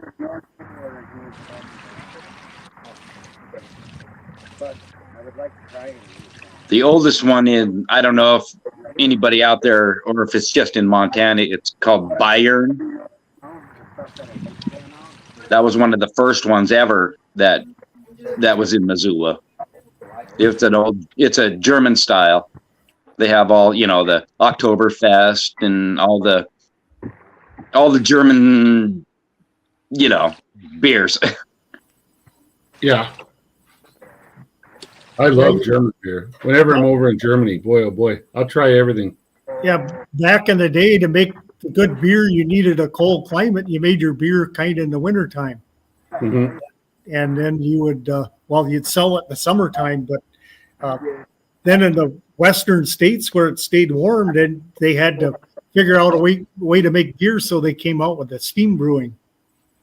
And that's how they made it in warm climates. And I guess the pale ale is made with a warm process rather than a cold process. Yeah, because it originated, was the British making it in India. So, which is why it's called the India Pale Ale, IPA. That's what's there. Yeah. There's moss and bowl. And this is the pancake about. And that's the pancake. So have we seen any gold yet coming out of these boxes, or are we still? Charlie was doing some of his cons from Nugget Lake. Then we There got this was over a here. nice dark, rich So gold. Charlie, when you do this stuff here. So when we do this stuff here, Charlie, this you got to make sure that that's cleaned out. All the way. Yeah, I have customers that drop stuff off all the time. I got to have them run a bucket of stuff a guy left off. It's probably nothing in it. I could speed can it probably in 15 minutes, Mm-hmm. but I think I'll have Trevor, the kid there in the scooping now. Maybe I'll have him on it. So how many times do you think? Yeah, that'd be cool. Just having like once a month, bring your cons and clean up seminar. You could have, Yeah. a get together.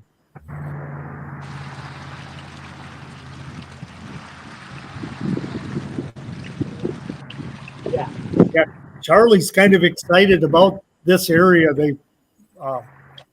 Wade has a place where it's like this bedrock. It's probably 3-4 mile long formation, and there's all these little gullies, bedrock gullies going into it, and so there's so much potential there that somebody could actually prospect that whole thing the rest of their life. Oh, nice. Wow. And there's a couple waterfalls in there. Yeah, the area we're in, we probably got 60 feet of overburden before we hit bedrock. Wow. Yeah, we're probably at like right around where I live, probably about 20 feet to 30 feet. But there's a lot of places where there's just a little rock outcropping. Well, not too bad. And then, but you get north of here, it's just virtually everywhere. Close. I mean, we can get water through what they call a sand point, and it makes it perfect because you just go down to bedrock and that's where you get your water, and they have no place to go. They got to go through like 200-300 granite before they can get water. Wow. So it's like if you have a camp or a cabin somewhere, you can put in something for like $1,000, as opposed to end up costing you like $7,000 or $8,000 to put one in. Yeah, we got up by Garnett. Our creek is probably I don't know, 20 yards maybe from where we're digging. Maybe. Fun run. Well, I can't unless you guys want me walking down the highway. No. I don't care. I'll walk Where down you're- the highway. Your gold is right in your dirt, right? Yep. Yep, that's a good sign. Boy, you'd ever get down to bedrock. It'd be awesome. Yeah. Yeah, it's a lot of digging. Well, it's glacial, isn't it? No, it's up on the side of a mountain. Yeah, but you got it from where? Yeah, we're at well, here in Missoula we're at 3,200 feet, and up there it's probably 5,500 feet. But I want to know the guy who we gave it to. That's the guy go prospecting with on the creek and they're watching that. Okay. Yeah, I remember looking at that creek for you on the satellite image, and that's not a terrace. That's just gold that's been left. That creek went straight down when it was way down. It didn't move to one side or anything. And Nope. It's just bed material that's left on either side of it as it went down. Yeah. Well, you probably have some source gold upstream then, huh? Oh, I'm sure he does. Yeah. Yeah, on the other side of the mountain is Bear Creek, and that was where they first kind of found the mother lode around here. And now it's like there's a bunch of mines and a ghost town, or there's a couple of ghost towns up there. There's Garnett and Coloma, and they're all boom towns. Mm-hmm. I know there's a chance that I can find gold at that side.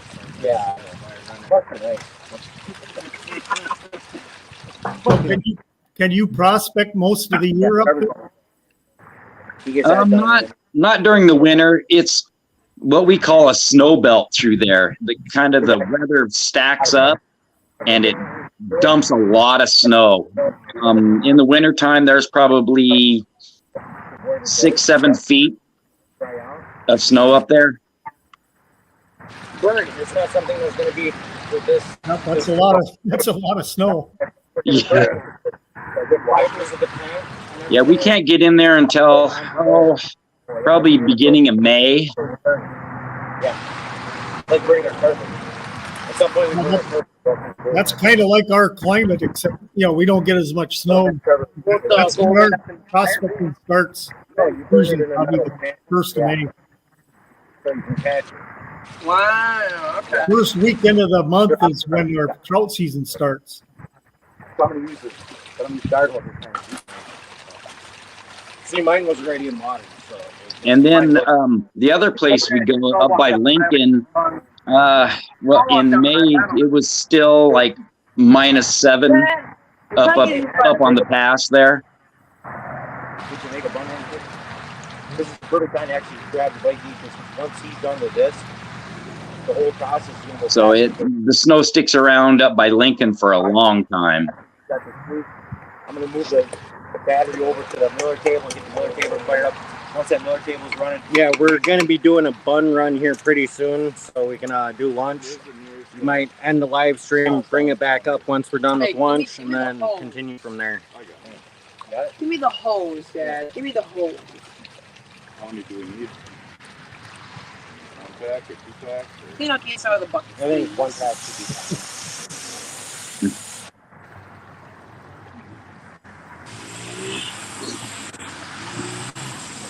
Look at Max. Yeah, those sausages were good we had last night. And I made my ribs. They're country style ribs.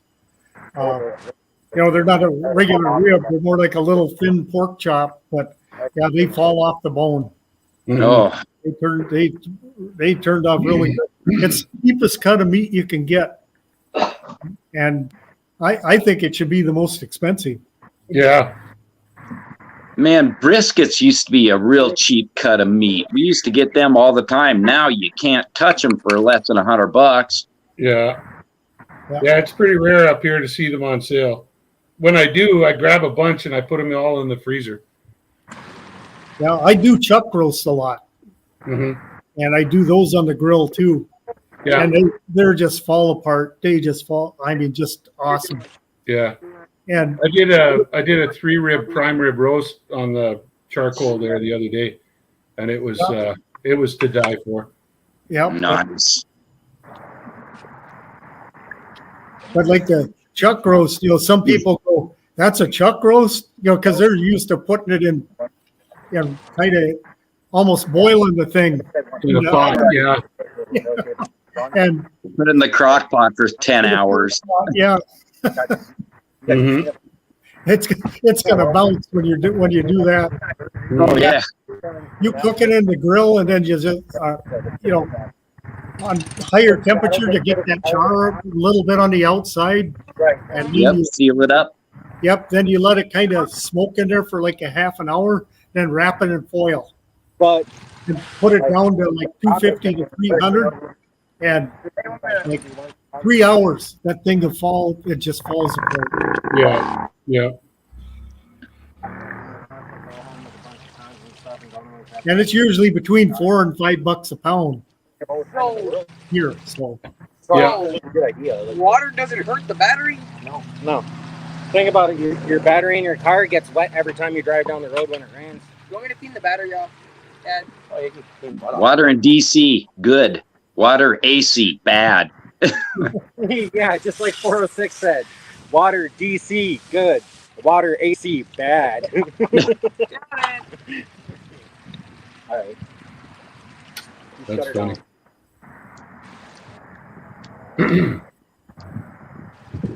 How's the mat looking? Not bad. Well, we don't want to see too much black sand in here. We want to make sure we're Alrighty. getting. Yeah, just light. No, use the knot. I don't know how many's in there. Geez, they had the drag races on in Terrace Bay today. I would have gone down with the you kids. could hook if it I'd back known up that. again. He had unhooked it. Oh, like geez, what the heck you do? I like my reducer knot. I got enough earplugs in my work truck. You know what Wade is using for a speed controller?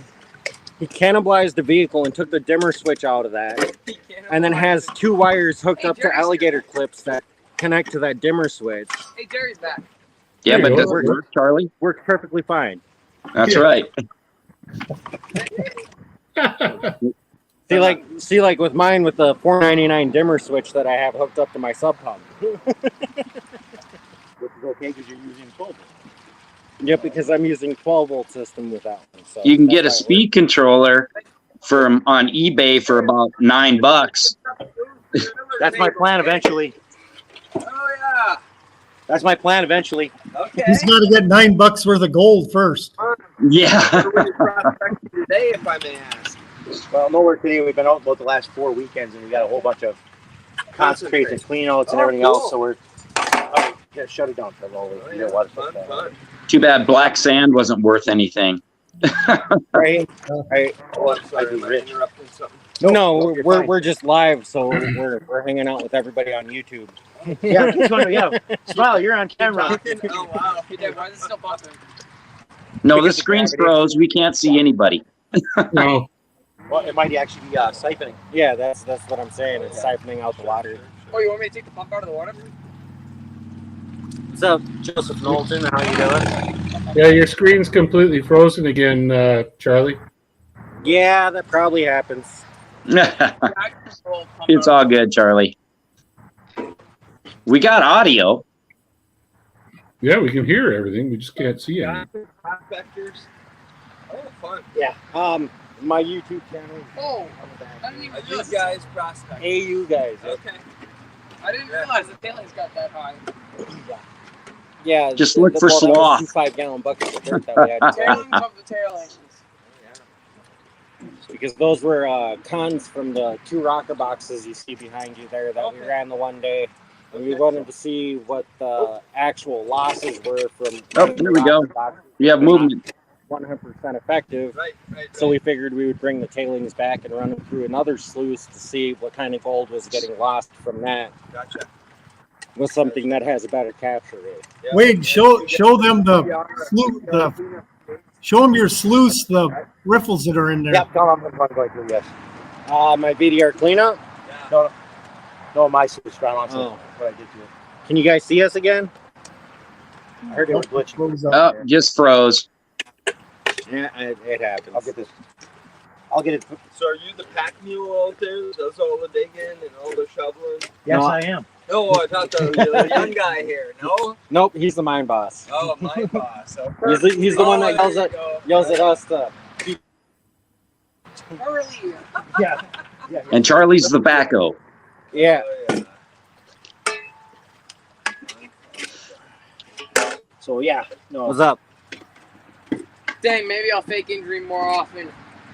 I'm gonna swing. Is the shop open? Yeah, the shop's Now, open. is that your shop, guys? No, that's Prospector Ron's shop. He's inside behind the counter right now. He's actually live on the panel with us as well. Okay.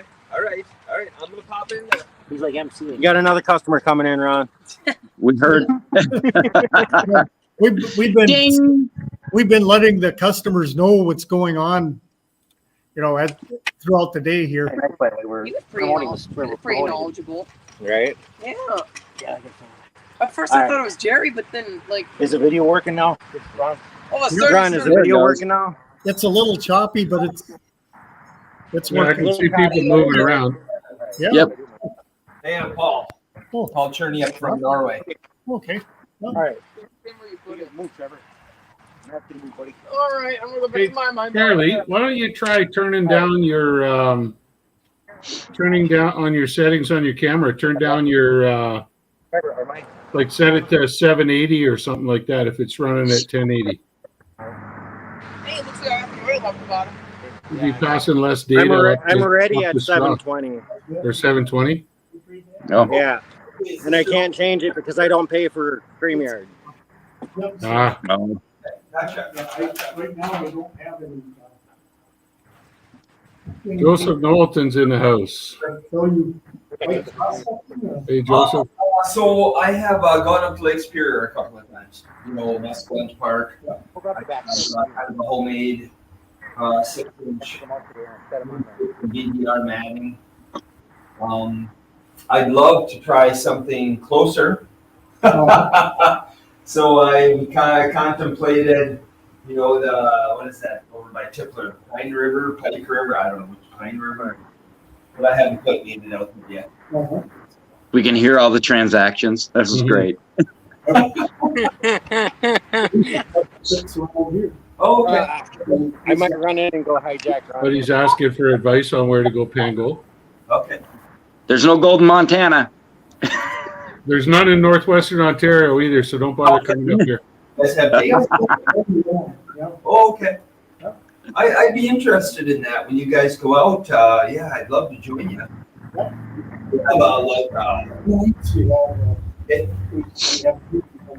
Okay. Perfect. Yeah, this is where we are on Facebook. Okay. Fun. Okay. And yeah, it'll be the 19th. All right. We'll be there at 9 o'clock. New equipment and stuff that we're bringing in too. It's Charlie. Yeah, I just wanted to come in and see how the picture bring my was. own gear to something like this? What's up? Oh, definitely. Yeah, Okay. yeah. See, it may be, like Charlie was saying, it may be, you might not use that equipment, Sure. but Sure. then again, you might. Yeah. You know, you gotta come with. A shovel. I'm the only one out here. It's kind of lonely. We'll stand in front of the camera If somebody for just, Charlie can check out the picture. they don't need to do anything, but they can just come and hang out. Okay.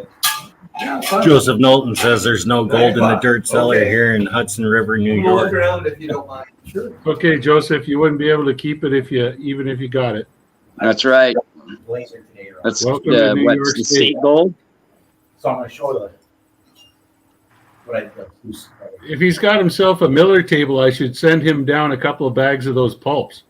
That pulp is that's Big meanie. But it's one of those things that like trying to get it hydrated is the hardest part out of the whole thing. Yeah, that's right. That's right. Because so fine, it's so fine. It's like you pour it into the water and it just goes bloop right on the top. It doesn't even and it just floats. 4 bottles of Dawn later. Yeah, literally like the way that I did it is I just stabbed a bunch of holes into the package. Thank you. And then dropped it into the water and let the Yeah. water soak to the package and then cleaned it all out of that when everything That's was probably the smartest way to do it. because otherwise you try to dump it in there, all it wants to do is float across the surface. Yeah. Oh yeah. Then you need a whisk. Yep. Yeah. Put milk in.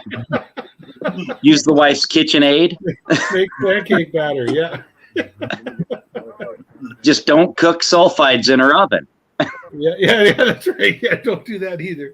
Yeah. Or try and dry your Bad, gold out bad. with a plastic pan in the oven. Oh well. We all make a few mistakes, all right? Yeah, because the gold will melt into the pan and then the pan will melt into your oven. That's right. And then you have pieces of pan that you have to burn to try and get the gold back out. Sounds like experience. No, it's from visual learning. Another person. Yeah. If you know, you know. I ain't gonna Yep. say names. Or Goes all the or way if you have back a to- geologist yelling at you saying, get that out of your oven because you're producing sulfuric acid fumes in your house. Yeah. That's Do like that outside. one of the first prospecting videos I watched.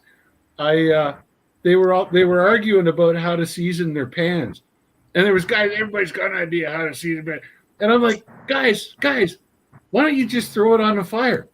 And they all kind of paused, and there was this big long silence, and they're like, dude, we're talking about plastic pans, and I'm like, oh. Dish soap. Some sand and gravels and stuff that would be about the size of the stuff you're prospecting with, and just rub that pan down really good is all you really need. Yep. Yeah, exactly. Yeah, but I was showing my my age and predilection there. I'm a steel pan guy. Yeah. Thinking of the steel pan. Riffles are for sissies.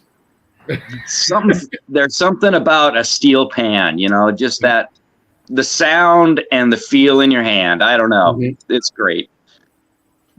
Yeah. Ron's back. I came to hijack the camera. Yeah, don't throw rocks in the microwave. Don't do that either. Don't do that either. Oh my gosh. You have to figure out Burn something. your house down. The learning curve's a bitch. Yeah. Very good. Thank you. Thank you.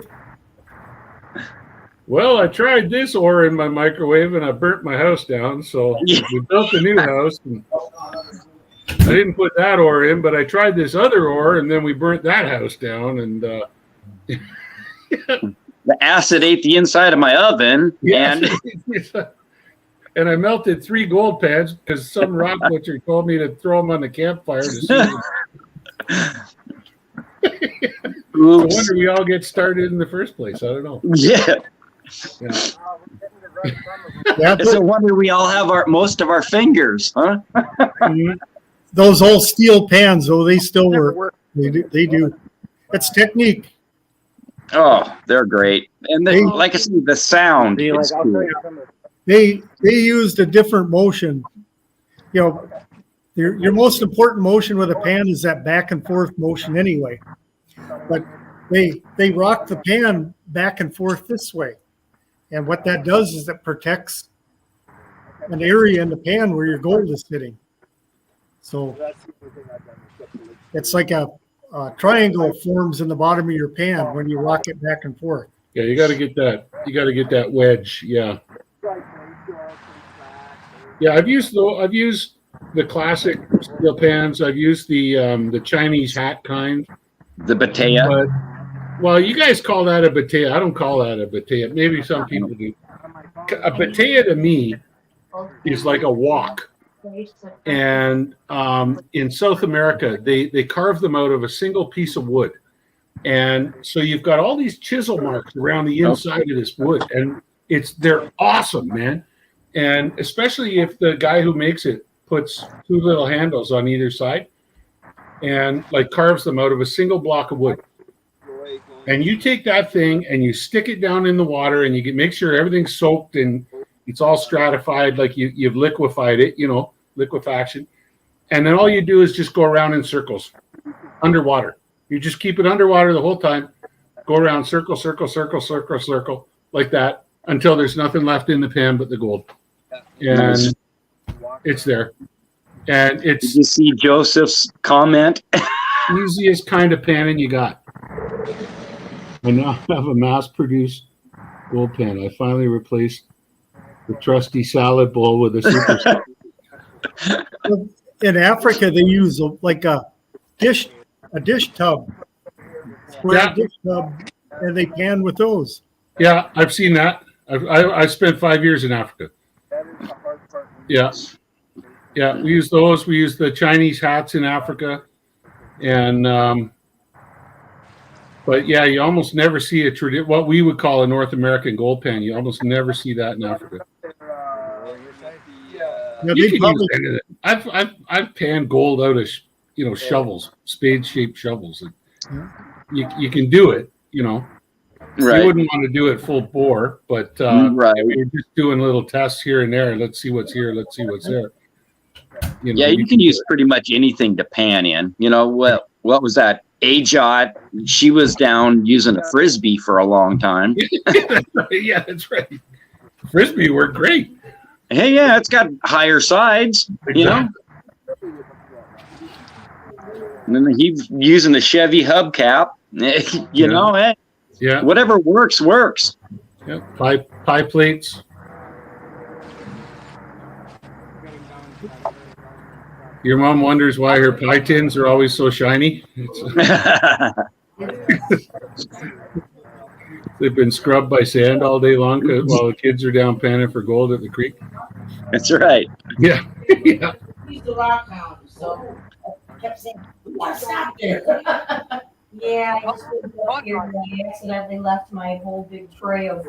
People would probably be surprised at what's been used as a gold pan. Left it behind, so now I gotta start all over again. Good for you, Joseph. He owed about it, I put a lot of money into that. That's the way most of them do it.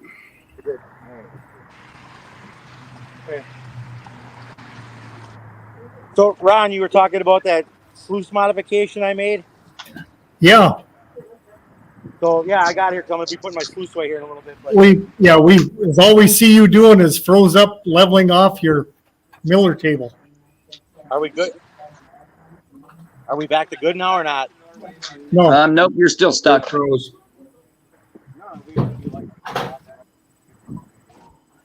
Oh, there you are. Now you Are move. we back? All right. So, obviously, with our gold around here, like I said, we're always talking about flour gold. I bought this nice little Royal Sluice recirculation system. You have it completely turned around. And so when they send it to you, you got Hungarians all the way down, which I didn't like that to begin with. All I figured was that this material was jumping over here, landing about right here. You had a vortex in there, but it was really large. And a lot of our material would back up from here, backing up to here, so I really wasn't using much of the expanded metal. So it was pretty simple. I just took these right out of here. Had a guy build a bracket, You're froze again. and that just opened up all that expanded metal to be catching gold and black sand and whatnot, and works off the same principle.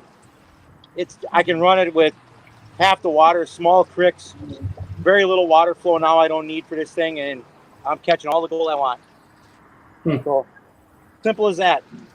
And Ron's seen it. I mean, the black sand it catches, I can run about a 1 5-gallon bucket of classified material, and I gotta clean it out. It's just catching that much black sand. yeah, you'll have to bring it in here, Wade. Yeah, because you're froze again. Freezing up there? All right, yeah, I can do that. They have audio out here from us. It's just they can't really see because it's like Still glitching yet? I can do that. All right, that will hurt. All right, so when I come back out. Oh, now I see Charlie showed up. When Knox says that Charlie showed up.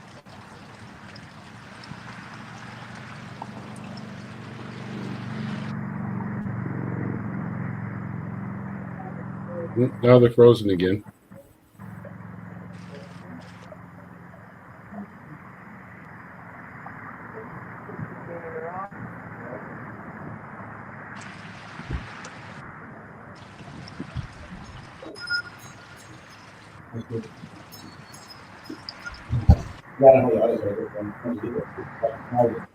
We'll be moving a little bit faster now out there.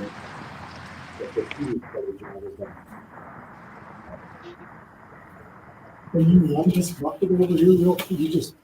Oh, through here. You want it through here? Just pound it. I can reset it up. Yeah. Okay.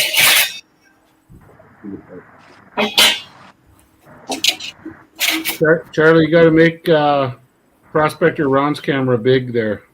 So we can see what he's showing us, because otherwise he's just a tiny corner.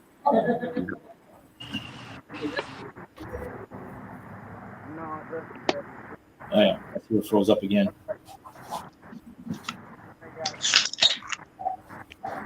Stacy, you got keys? I don't. We need Charlie to make Ron and Wade big here so we can see what he's going to show us here with the sluice box. Didn't you have keys? No, I did ages ago, but then when I started working, he took them away. Oh, yeah. I see we're glitching out there now. Is that how we're glitching out there? Yeah. Okay.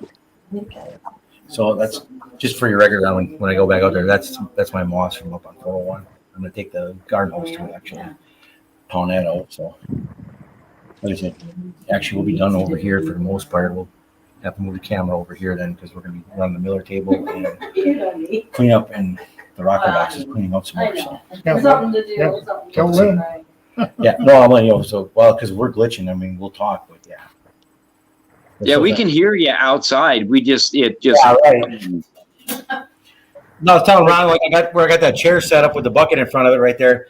There's some moss that Charlie and I collected last weekend off some rocks, and that moss spends a lot of time underwater. So we just grabbed a little bit of it here. I'm going to beat it up in a little while, and then we're going to run some of that and see if we get some gold out of the moss. It'd be interesting to. I was thinking about that the other night. You were talking about it. Yeah. Hang on a sec. You stay up here. I was thinking you should take it maybe and do what you're going to do now. Yep. But with what you got left with that moss, maybe set it out, spread it out on a tarp or something, and dry it out right out. Yep. And then ash it. Put it in a cast iron pan and set it on the coals and just burn it to ash, and then pan that ash. And I think you might be impressed. Huh? That's a good idea, because like I said, I got some moss from another place, one of the big rivers here, and I actually got 2 pieces. I got 2 colors out of it. And again, it was just a couple of handfuls. I pulled off some rocks.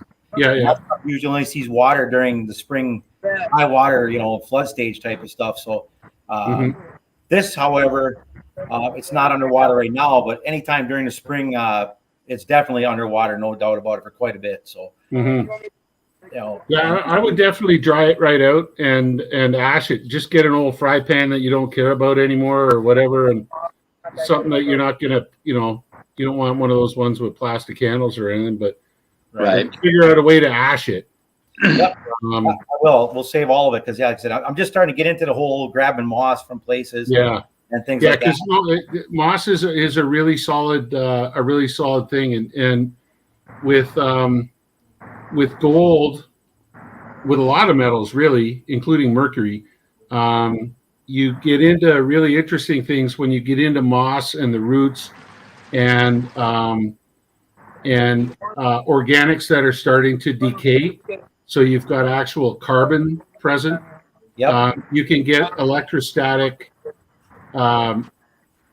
combination there where stuff will stick to it, and another process which is called chelation, which is a big word like pumpkin, but the metal wants to join up with the carbon, right? And so in both of those cases, it'd be something. I'd stay upwind of it while I was ashing it, just in case there is mercury in it. Okay. But I'm good with that. Yeah, but apart from that, ash it right down, and then give it a good soak, and then pan it out and see what you get. Perfect. Right. Hey, Charlie, if you can hear me out there, can you put me on the big screen? You want to put them on the big screen? There we go. Thanks. So it's just the Royal Sluice that I got, right through Ron. And I was showing that when they send it to you for like up here, they got these Hungarians, like I call them Hungarians, all the way down. They're really, thick and heavy. And no matter what pitch I tried running, I had one of two problems. Either too much pitch and everything was jumping too far, and you weren't using much of the expanded metal, or if I got too little pitch, it was backing up behind them all the time, and it was just falling over them, and I was just loading up. Yeah, so if I was using maybe half of that expanded metal, I was lucky. So that's what they leave you for expanded metal out of there. And I got it out of the box, and I was trying with it, and I kept testing my tailings, and I was only catching, I told Ron, 75% of my gold. So that was it. I mean, I every time I went through tailings and panned them, this before I had a Miller table, so who knows what I didn't get that was fine that I couldn't see. So I just had a bracket made. So you take that off of there. Use some of the same principles on there, but look at how much more expanded metal I opened up on that. Oh, yeah. And just by doing that, I mean, even Ron was saying the first time I brought it here and I showed Ron and I put my makeshift amperage there, my 12 volt, I ripped out of the car for bilge pump control now. And even Ron was like, the first time we ran dirt through it, he looked at it, he goes, I think you figured it out, he says. So now I can run this under really small cricks, low water situations, and it doesn't take much to make this thing work. So it's been awesome. A lot of times I can only run a 5-gallon bucket of dirt before it's loading up with black sand. So, but yeah, just a simple solution to a problem that I felt I had, and it's been working like a charm. So, but now I'm gonna get back out there, and when we get back going, I said I think they're gonna go a little faster now because we're done with the sluice running, and I think they're already running on the Miller table. I think I seen there. So we sent Matt to go get buns. We don't know if he's back yet or not. So, but anyway, like I said, yeah. So that's what I did. It's simple sluice modification. Works great. The streams around here, I'm happy with it. And the only thing now is because it loads up with so much black sand at times, I want a bigger one so that I can run longer. All right, I'm gonna head back out there. Here's the.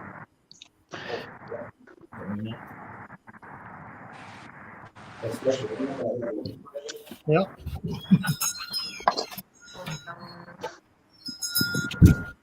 Yeah, the thing about wing nuts. You always have to have a couple extra in your mining stuff because you'll lose them things or nuts and bolts and. Yeah, when you design something, you should always design it so that it's kind of standard, that you use it everything you absolutely do. So that you can use a bolt from one thing on another and a nut from another. Yeah. Or have lots of extras. Lots of extras, yeah.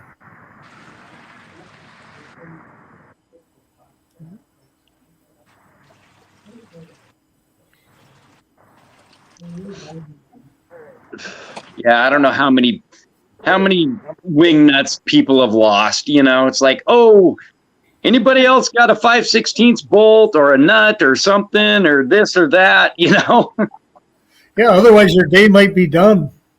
Oh, yeah.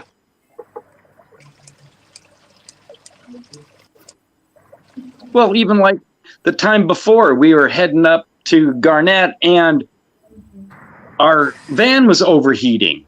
And what it was is one of the radiator hose clamps, it was one of those springy ones. Half of it broke.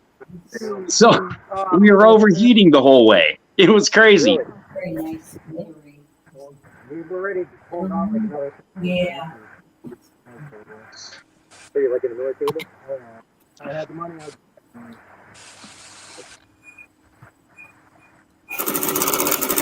So what are they looking for out there? Gold. Cleaning up from the event we had yesterday. They have all Isn't that called flour? I was interested in doing it. I live by creeks and stuff. They're like, well, you might find some flowers. Okay, Charlie, you can let us see outside again. We're just we're looking at Ron's chair with the flag in Norway. Hey, you notice my license plate? I did. Oh, yeah. Wisconsin Gold. I drove around with that for several years. I've Oh, really? met a lot of puzzled people. I had my old pickup truck. I had we used to at the mine we used to use Nobel explosives, and they gave out bumper stickers to all of us, and it said "I heart," and inside the heart it says Nobel, and then explosives. So it was this big white sticker with black writing on it and a big red heart. And from a distance, I heart it's like, explosives. I heart explosives, you know. Yeah. And I had that on my truck, and we all had them on our trucks, you know, up there. Guys had the little versions on their lunch boxes and stuff. And it was funny the looks I would get when I drove down to the city to visit my mom or visit my brothers and sisters. And I'd be driving my truck down the highway, and people would go by and they'd be looking like this, you know. Who the heck is this guy? I love explosives. That's right. Yeah. That's the best bumper sticker ever made, man.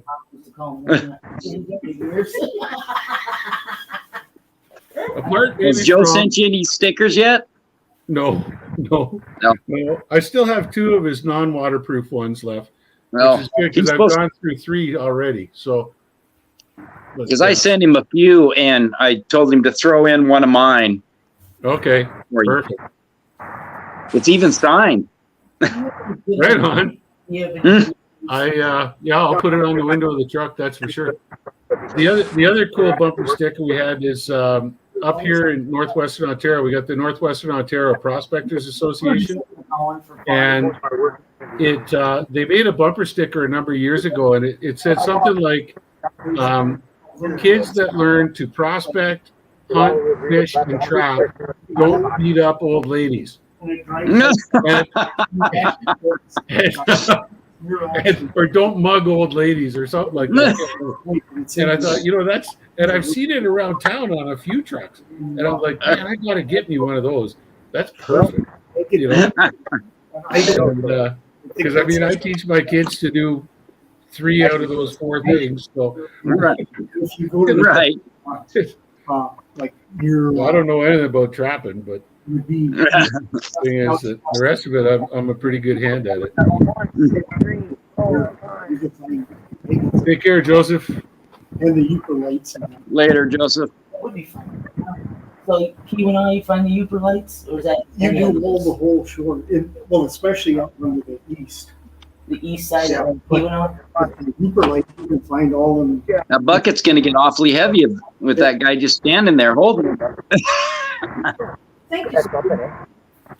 I've been here for 9 years. Moved up. We had fun a couple of years ago. We drove up and went to Whitefish Bay and stuff. Picked some rocks up there. Well, you can go over by Denmark on vacation. So you go to Green Bay and you go that way. Mm-hmm.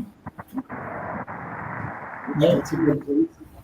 Thank you. Yeah, okay. Have a great day. Yeah, you too. Thank you. Thanks again. Hey, Charlie, what kind of Miller table is that? Royal Manufacturing Miller table. Royal? That's a Royal. I think that Royal bought the rights for it or something because they never called it a Miller table before. They called it a cleanup table, and then all of a sudden they're calling it a Miller table. So I don't know. It's just my theory. Yeah, I've never run a Miller table. I've never seen one. Well, I've seen them operate, but I've never seen one on an industrial scale. Not so big a deal when I'm not testing, but once I start testing stuff, I get really. Yeah, mine's just a piece of rubber, a long sluice box, and I put some of that, rubber or live rubber or whatever, and then scratched it up. And mine works pretty good. The only similar thing I've ever seen was when I was working in Mongolia at the gold placer mines over there. They had these. I've told you this before, Stacy. They sheets of copper, and the copper's got scribes across it, parallel scribes across it, every maybe eighth of an inch kind of thing. And they would take those ultra fine cons, and a little bit at a time, they would drop them onto this copper plate, and there'd be a girl. It was all ladies. There was this room full of ladies that were all hyperventilated, and with a straw in their mouth, and they'd be like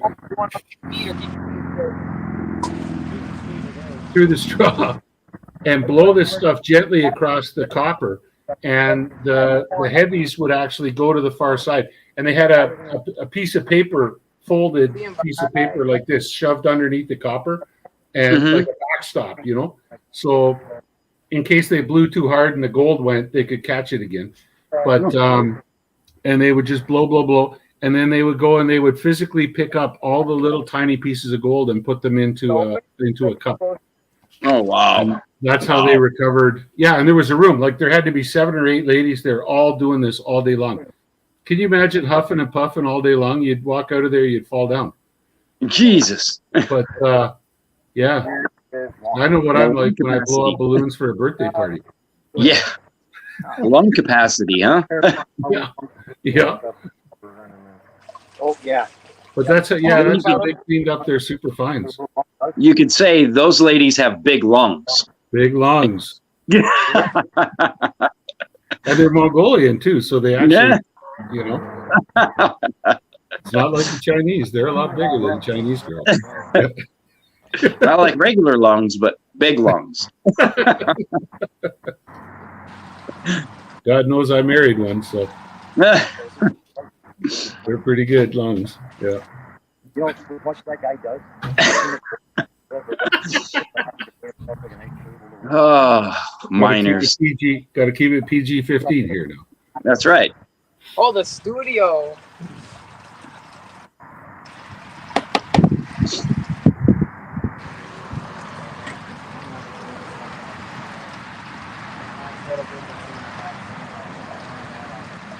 I'll have to go out kind of see what they're doing here. There, his camera's all froze up again. Yep. Oh, there it moved. Oh, it just moved. Oh, yeah. First time in 5 minutes. Psych.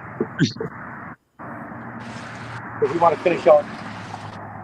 Do we want to finish out yesterday next, or what do we want to do next?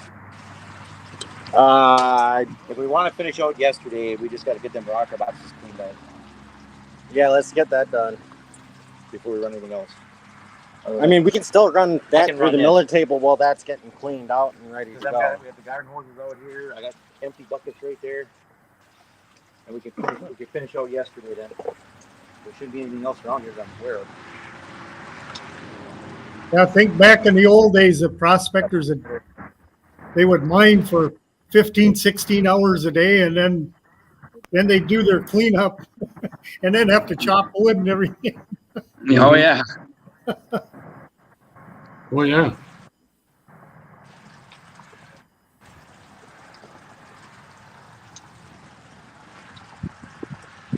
Yeah, mining isn't an easy thing to do. No. Yeah, if I still run up against that with some of our clients. Like these guys we're working on this lithium job for. They're like, why weren't you guys in the bush today? It's like, don't you understand there's other things that need to be done, you know, in order for us to go out in the bush, you know, like we're taking all these samples, and I mean, samples have got to be lined up. Groceries have got to be purchased. You know, I mean, guys have been working 14 days straight in the bush, and it's like, yeah, laundry's got to get done. You know, boots have got to get dried. You know, you name it.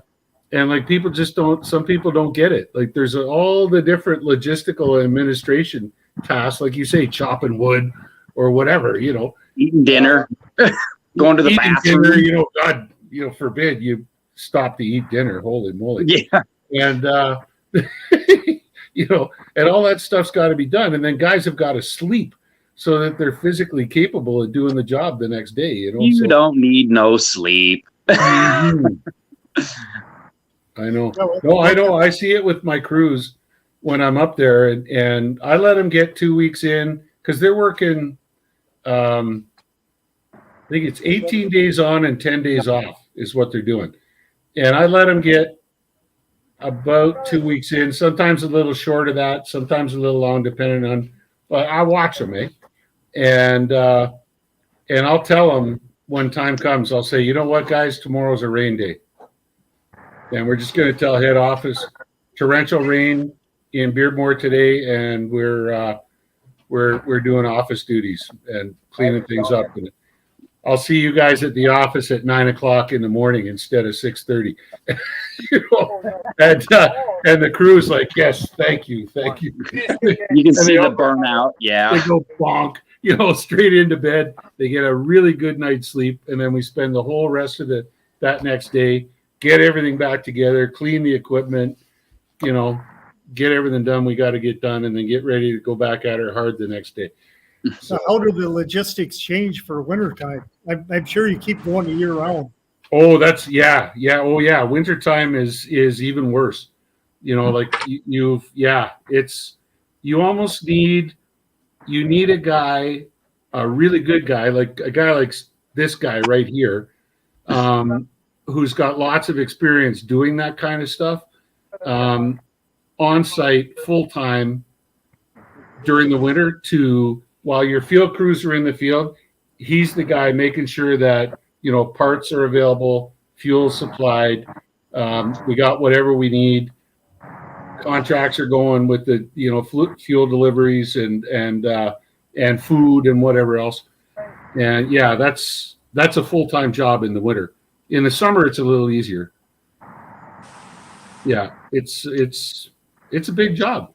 Logistics alone is just a pain. You know, you got to make sure, you know, what could they need? You know, you got to think way ahead too, you know? Yeah. You don't order winter gloves, you know, the day after they need them. You know what I mean? Yeah. And batteries, things like simple things. Like, why would you think about batteries? Well, because like a lot of the instruments we use now use batteries. And if you run out of batteries, no data is collected until there are new batteries in Kent. You know, so the simple thing, like keeping on touch, how many AA batteries do we have? How many AAA batteries do we have? How many 9 volts? And, you know, little things like that it'll stop a project nowadays. Well, you're mining lithium, you know, you can just make your own batteries. Yeah. We'll just do, in the back, I'll just set up my little chemistry shop and create my own batteries. Yeah. Well, Jim, do you work from one prospect to another prospect? I do. I contract out to the highest bidder, shall we say. Kind of like being a prostitute. But no. But it's you know, like companies will get in touch with me, and I've got a pretty good name in the industry, and they'll reach out and they'll say, look, we're looking for a project manager for this, and are you willing to do this? And here's the terms, and I'll turn around and say yes or no, kind of thing, and so I'm a geologist by trade, but it's been a long time since I've done some serious geology other than mentoring the young fellas and girls that are with us on the cruise. But Well, just think you never would have went down to Arizona, you know. If it hadn't been for YouTube, I got that Arizona job from YouTube because the client in Arizona was watching another YouTube channel that I also follow very closely, and Keith, the guy who runs this other channel, we're I wouldn't say great friends, but we know each other quite well. And when this other fella Pete got in touch with Keith and said, "Hey, you know, I've got a bunch of questions. I'm thinking of opening up this little mom and pop mining operation," and he had all these pointy questions, and Keith looked right at him and said, I think you got to talk to this guy named Jim. And then Keith got in touch with me and said, is it okay if I put him in touch with you? And I said, sure. And long story short, I went down there and kicked this project around and pointed him out exactly what you've got to do. Okay, step one is this, step 2 is that, step 3 is that, and you're going to do great. And they've since invited me back to be on panels like where they're doing investor relations videos, like on podcasts and stuff like that. I've actually sat down as one of the talking heads and talked about their property for them. It's a fantastic gold property, absolutely fantastic. And yeah, so it's funny how jobs show up, Yeah, we have a prospect around here. Well, it's hung up, number of issues, environmentalists and Native Americans. Usually they get you with the Native Americans, and the thing of it is, it's Canadian companies that are the ones who own the rights now. Mm-hmm. Have you ever heard of the Back 40 project? No. Hi there. Yeah, it's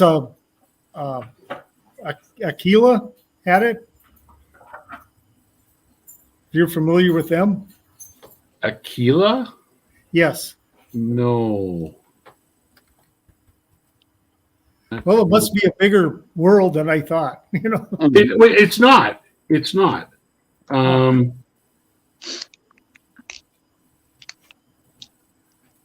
Gold Resource Corp. Well, Gold Resource Corp. Sometimes just the names change. In Michigan. It's in Michigan. Yeah. Gold Resource Corp now owns that. I'm just looking at their website. Yeah. I don't know. Let me see. Hang on a sec. Who's leadership? Let's see who's in charge, because I'll bet you I know one of the guys who's the boss. Alan Parnier. No. Oh my God. He's a. Is this a good thing or a bad thing? PG-15. No, the CEO is a bean counter. Oh, great. The COO is an engineer with less experience than I have. Oh my gosh. Okay. Directors. Any rate, what about the project? Oh, I think you had a customer come in. Oh, sorry. Oh, there we go. Ron Little. I know. I worked with Ron Little. Is one of the directors on that company.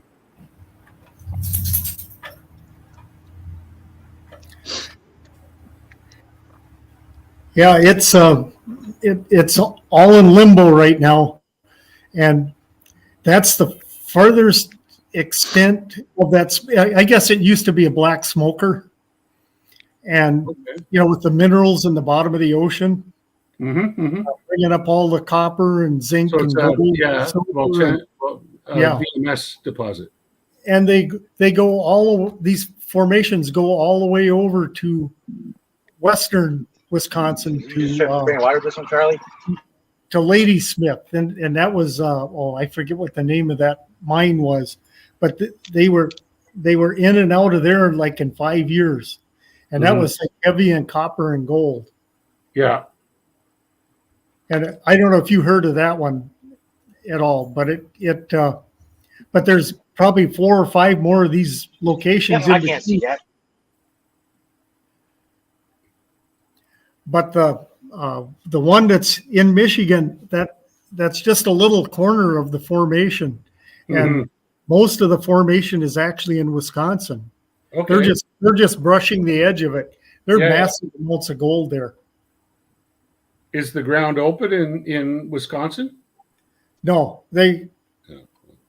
not very. We started out with a mining state. A miner is on our flag and that, but throughout the years that they kind of forgot that. But So it's in limbo. I don't know if they'll, well, money talks after a while.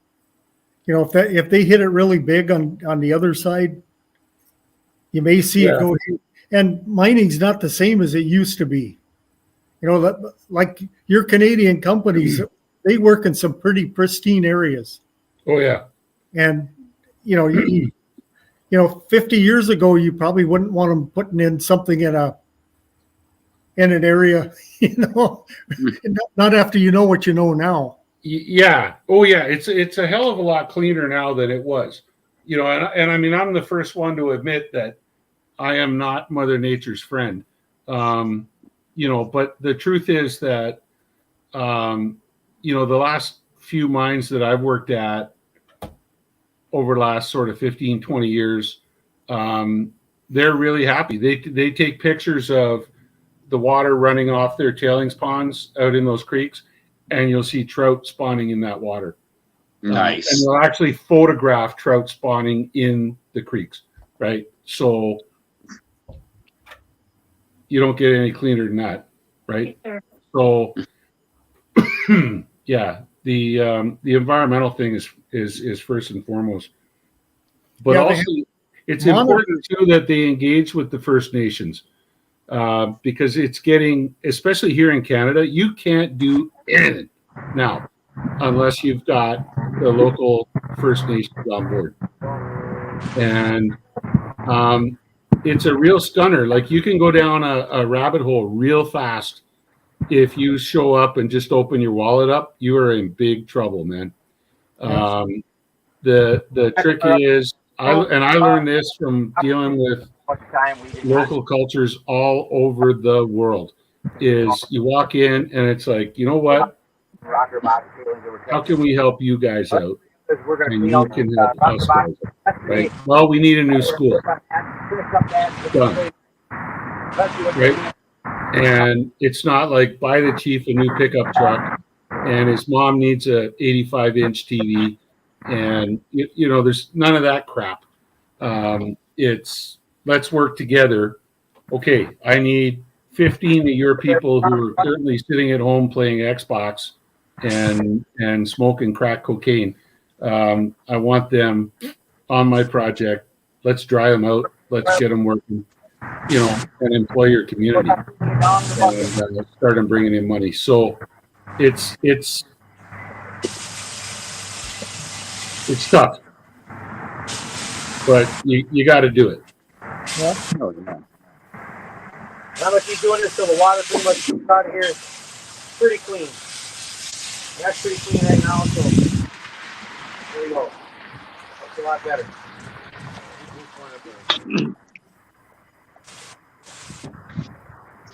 Over there. Over there.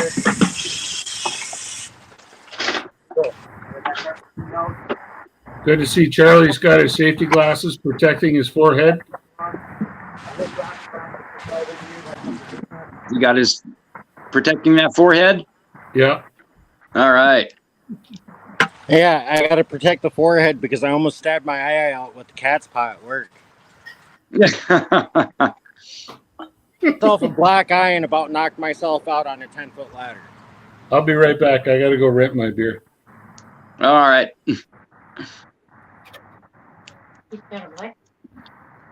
Yes, use this one. Oh. What is it?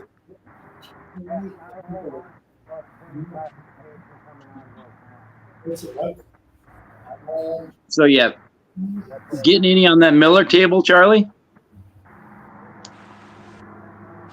I'm busy getting ready to run the dirt from the rocker box through the miner's table. Oh, okay. Oh wait, there's still material on the miner's table.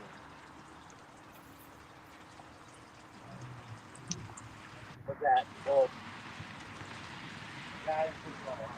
Yes. Oh, I can clean that off? Yeah. There was only one piece in it. There's one piece of gold in that block. Look at the back of that. That's pretty dirty. Because I got my stuff out of the rocker box there to run. What you guys are doing? I'm just pulling along the edge there. cleaning that all off. Put it off the backside. Probably buy the way rocker boxes work.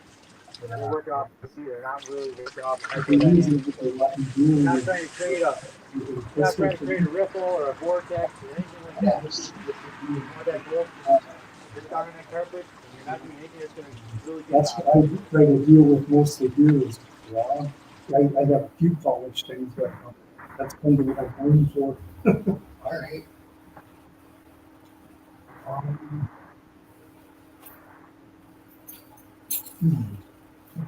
Might get a piece of in there, but right behind me. I don't know if you can get it or not.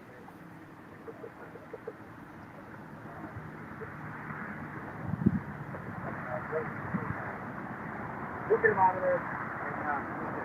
So that's how we build the rocker box.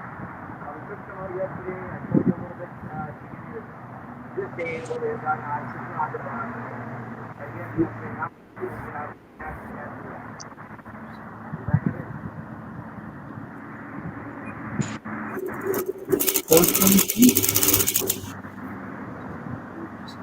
I do take cold.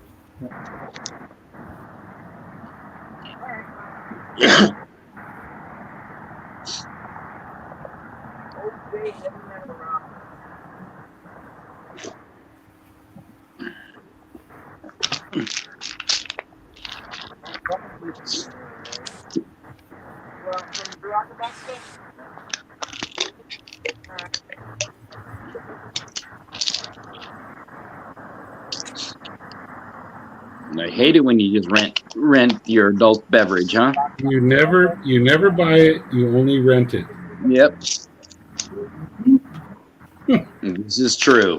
You pay for it, and then you have to give it back. Yep.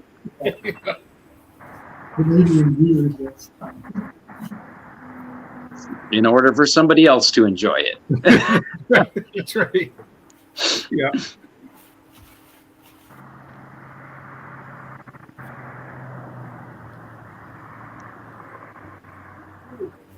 Thank you. Charlie's froze up again. Yep. He's having a heck of a day, huh? Somebody's counting $100 bills in the machine. Is that what it is? Sounds like it. Oh, Blistering Barnacles. How's it going, man? Hey, Barnacles. From all the gold we're finding. No, 66. just adding up to ting, huh? You like that sound?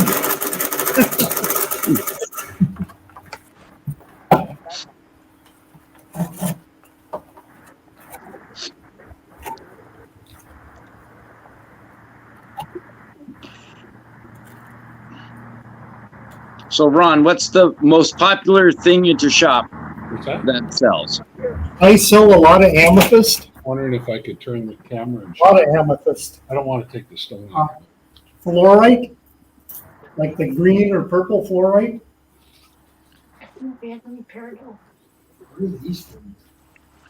You got any peridot there? I did. I don't have peridot anymore. Oh, as you use it. I got a nice chunk of peridot from Doug Odette. oh, Did you not see that? I didn't. Yeah, 4, you got 5. I thought I did a video on that. I'll have to go get it. If you want to see fluorite, I've got the biggest chunk of purple fluorite you're ever going to see in your life. You think the first time you look at it, you think it's amethyst until you look at the weathered surface.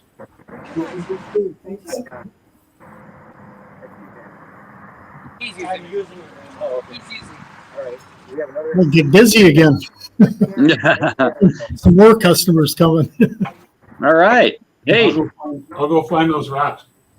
cool. Hey, as long as you hear that cash register going off. Yeah, this is a seasonal shop, so I closed down at the end of October, and I opened up at the beginning of May. But I do allow customers to set up appointments until we get like ice, it gets real icy, my parking lot. Then I pull the plug then. But yeah, this last winter I saw somebody every month of the year. Nice. Or every month, yeah. But usually it gets into January and you get a rain in there over the snow and you're kind of done. Yeah. But I do sell metal detectors and things like that too. So those I sell pretty much year round. Oh. All right, how are we looking, Charlie? How are you looking? What's the most popular metal detector that you sell?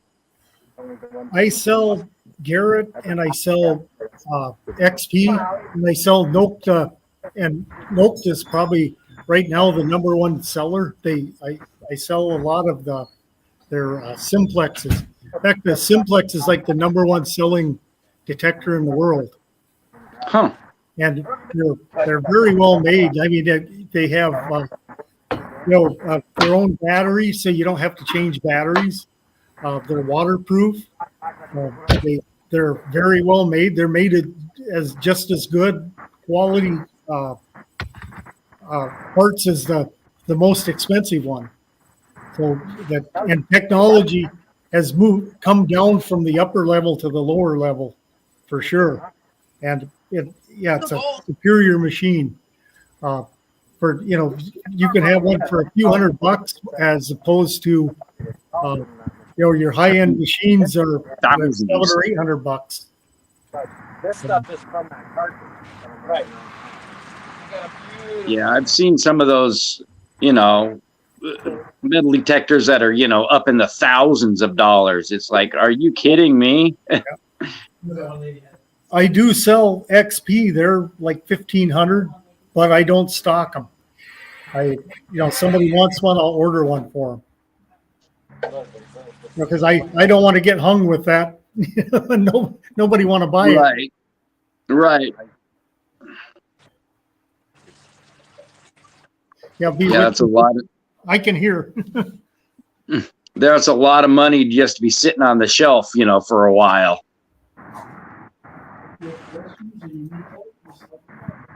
Thanks. Yep. You're welcome. And here's my greeter. Hello.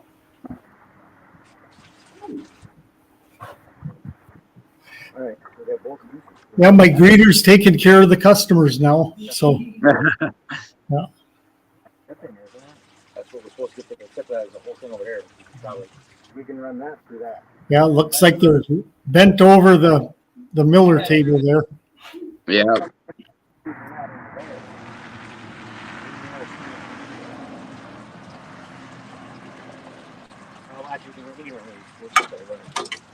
Not grab a whole spoonful at a time.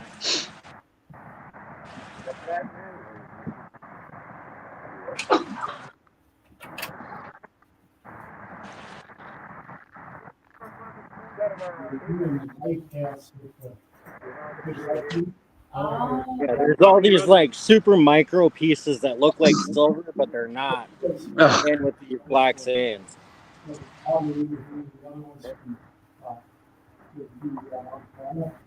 So, Rock Butcher, if I'm not mistaken, the rocker box doesn't it work on stratification? Oh, he must not be on or back yet. But I'm not going to hold it up here.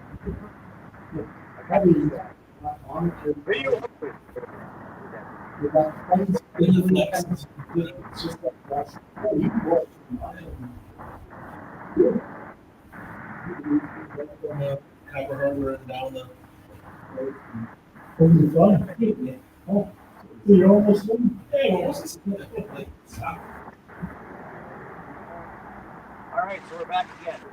So, Charlie right now is running out of his sluice. He's got his sluice cleaned up. He's running it out here. He's roughly up to around 15 or 20, I think, piece of gold. And right now we got Matt over here.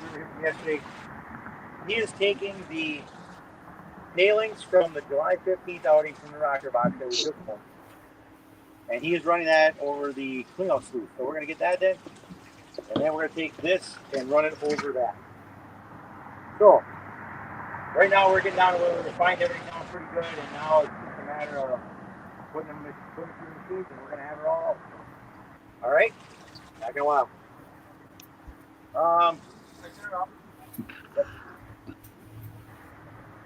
Big battery, guys. Jeez, man, I got all this important stuff I got to remember.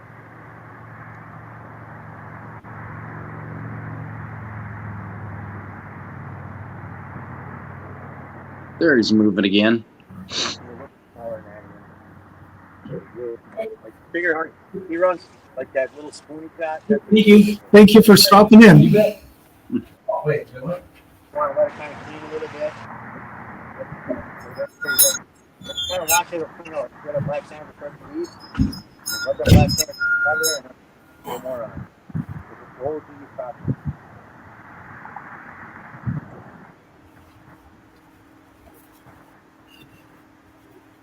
Gotta run out there and see how he's doing with the Miller table there. All right.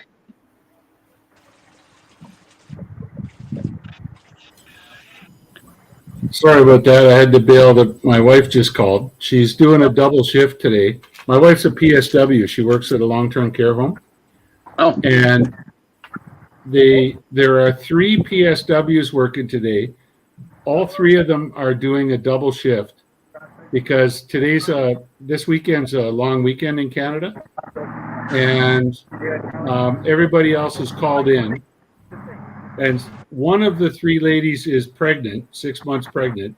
Oh, jeez. And so there's 3 of them, well, 2.5, to take care of 40 people over 16 hours. Wow. She's going to be slagged by the time she comes home. Oh, yeah. So here's a question. Don't rocker boxes work on stratification, not just gravity, or is that part of it? Yeah, that's part of it for sure. Because when you're rocking it back and forth, you're even dry. You're liquefying it. You're doing stratification. Oh, okay. The same way an earthquake rumbles the ground and it makes stratification happen. Buildings sink into the ground. Oh, okay. Hey Charlie, can you put me on the big screen and I'll show my Peridot and I'll show Ron the fluorite?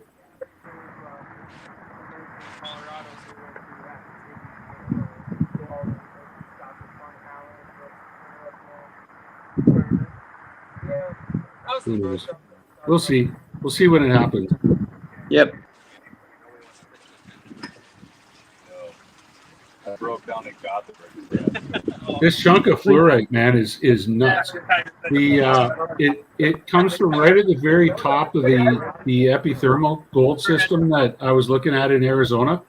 Mm-hmm. And one of their field manager, actually, Billy, goaded down the hill. I was looking at it. I was like, man, there's no way I'm getting down that hill, not with my knees. And he's like, I'll go get you some. And he went down, he grabbed a couple of chunks, and they're just absolutely brilliant. And but I showed him to Doug Odette, and he said, don't try to slab that. It'll fracture. So just kept that full. But I did slab up the other stuff that was on one of my other videos. Oh, camera off before we did.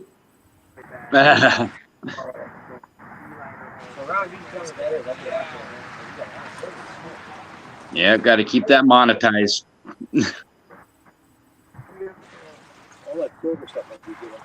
Oh, yeah.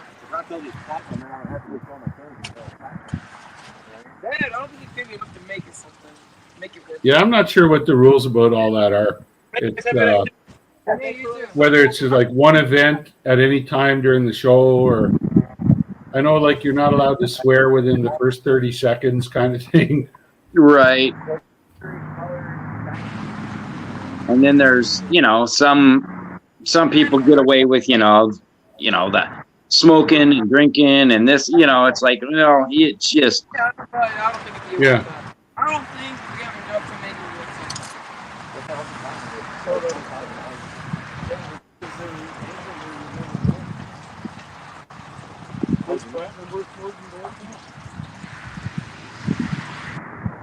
Take the catalytic. Hey, when you're Blazer guys, just take the catalytic converter out of it. they need a better internet connection out there. He needs a cell phone booster or something stuck Yeah. on the side of his house. Iridium really Move the route and put a router on a long cable. Oh, there we go. Got Yeah, some oh, movement. they moved. It's been like that all day, Barnacles. Yeah. Is the video still lagging or is it just fine? Is that video still lagging or is it like just fine? Yeah, at first I thought it was the weather, around here because with the smoke, and then it's been cloudy and rainy. Mm-hmm. But yeah, it's just been a slideshow kind of. What it's gonna take to get that all processed out and everything, the best that it's just take the crap off and take it to a junkyard. $650 to do that. It's gonna cost me about $400 just in terms of Cost effective, everybody will do it. Buy a junker at a You got it junkyard. right. Buy a junker at a junkyard. not everybody knows about this. How do you find a good spot? Where you gonna fire after? My turn to pay rent. Fire. Fire after. But you take those phones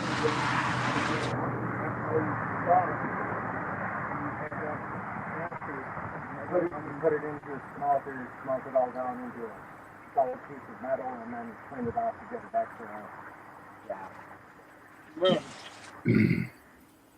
But a lot of the black sand turns to glass, and that goes away.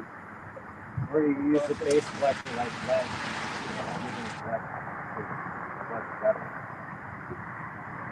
Well, I just love being in a room full of lead. That must be so good. Yeah, I keep some of that silver stuff all the time. Get down there thing all the time. Well, now he's telling you it's platinum. 50.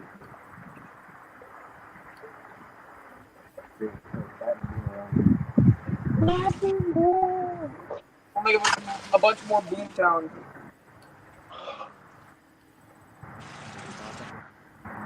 Didn't die again. No, everyone's just quiet at the moment.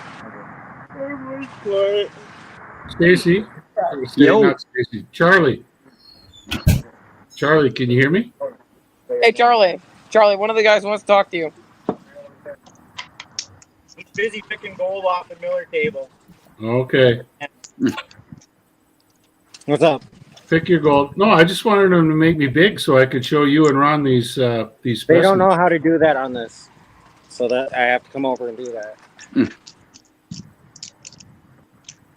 Oh, Okay, here we are. I'll turn the light on. A little more light in there.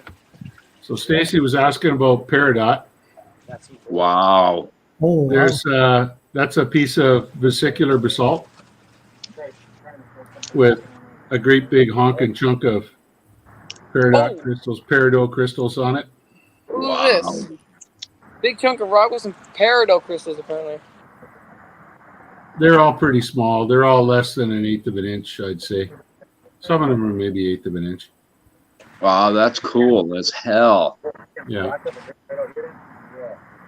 Looks like a scoop of ice cream on it. it does. It does. Like how the heck does that work? Doug Odette Chocolate chip. has about a half a ton of this stuff sitting in his yard. Oh, jeez. That's Now, cool. in the Keweenaw Peninsula, Michigan, they have the peridot is in like those little round cells. Yeah, in the vesicles in the basalt. Yep. In the little bubbles. But the truth is that what this is in actually an enormous vesicle, and it's just been smashed, and that's the piece that's left. Okay. Like that's in an enormous bubble. He had pieces there that weighed 20 pounds, man. And I just wanted a small one that would sit on my shelf. So it was nuts. This is called Mexican Crazy Lace Agate. That is wild. Yeah. Yeah. And you I don't know if we can get it to focus on the can you see the individual layers? Oh yeah. There's a million little individual layers there. And it's Wow. it makes really wicked slab stuff. You should see it when it's slabbed. It's like absolutely brilliant. But I wanted I'm a geologist, right? So I just want the rough, crusty, rusty. Exactly. Like that's what it looks like on the ground, right? Right, in nature. Yeah. Yeah. So, but the piece of fluorite that I was talking about, Ron, this is from the very, very top of an epithermal hydrothermal system, a gold bearing system. There's gold at depth. And at surface in the desert, it looks like this with all the little pyramidal crystals and stuff like that sticking off of it, kind of a brownish. Exposed to the air? Yeah, exposed to the air and the sun. And this is what it looks like when you break it. Wow. Beautiful. That's like amethyst. The first thought that went through my head coming from Thunder Bay was, wow, that's amethyst. And it's like, no, this is fluorite. Wow. And when you hit it with a UV light, it glows this beautiful royal purple. So here you've got the purple band down here, and then up here it's like a mossy kind of a greenish, much finer grained fluorite. That I don't know if the camera can pick it up. But that's a really big specimen. So that would be the top of the gold? That's the very, very last gasp of the gold system. Like if you were to sample this, there'd be no gold in it. Oh. But the fact that it's there tells you that you have your entire system below you. None of it's been eroded. Is it similar to a Gosen cap? Nope. Because what you're talking about, Gosen, or I pronounce it Gosen, that's simply the your sulfides that have been weathered from the surface. But it turns out when you've got a Gosen cap on top of an ore body, how much of the ore body above it was taken off by the glaciers, you don't know. Whereas if you see this, you know that you've got the entire thing from the boiling zone at surface, like think Yosemite National Park, okay, with the little guys in boiling pools. That's the very top of the system, and all the way down to the intrusive that has brought the gold in. Super cool. Untouched. Yeah, untouched, uneroded. That could have been. Whatever's there is there. None of it's gone. No. It may not be economic, but it's Would it all be there. like the gas at the last part of it? Would that be the way it would form? That's it. That's just the last dying gasps of it. Pressure and temperature has fallen to basically boiling water at surface, and just your final minerals are coming out. The only thing you're missing there would be the sulfur.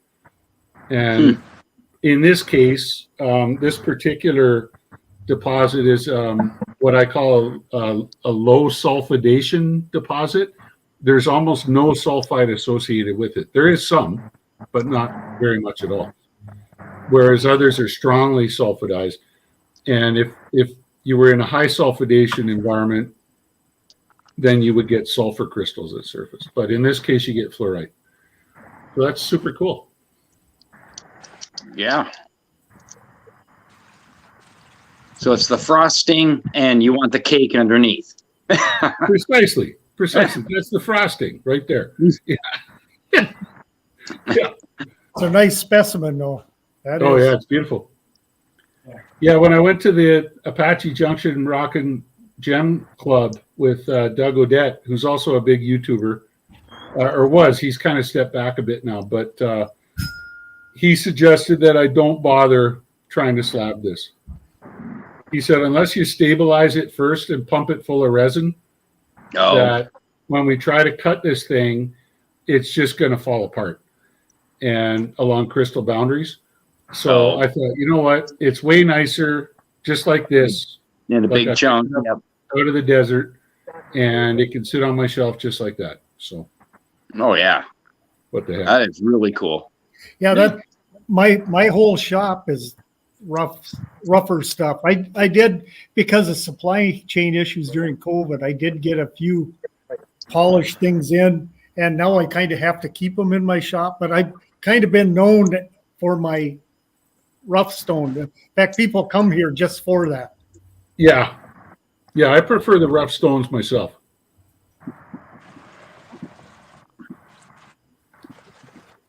Okay, Charlie, you can make me small again so we can watch what you're doing. Thank you. I think you might be seeing them eat the there he is. Italian sausage. And it's hot too. It's some hot stuff. Oh, you see them over on the left.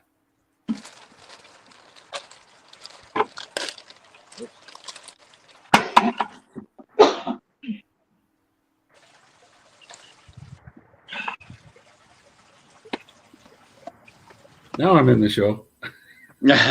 He kicked me out. Did he?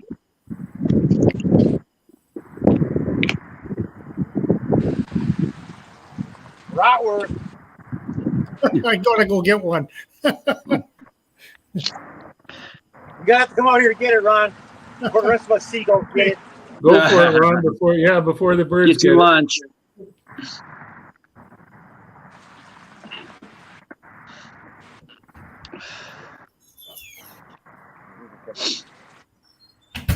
Oh, Charlie moved.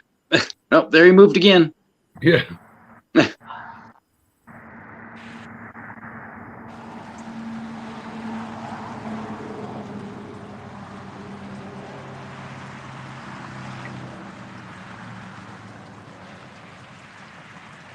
pretty good.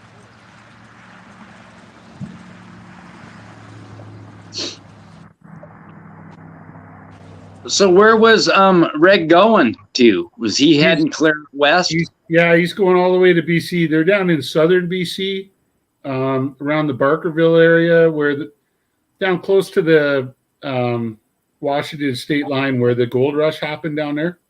Oh, okay. And they're poking all around in that neck of the woods, yeah.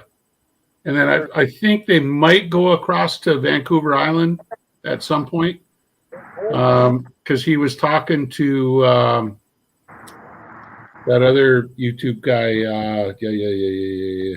Not Sherp.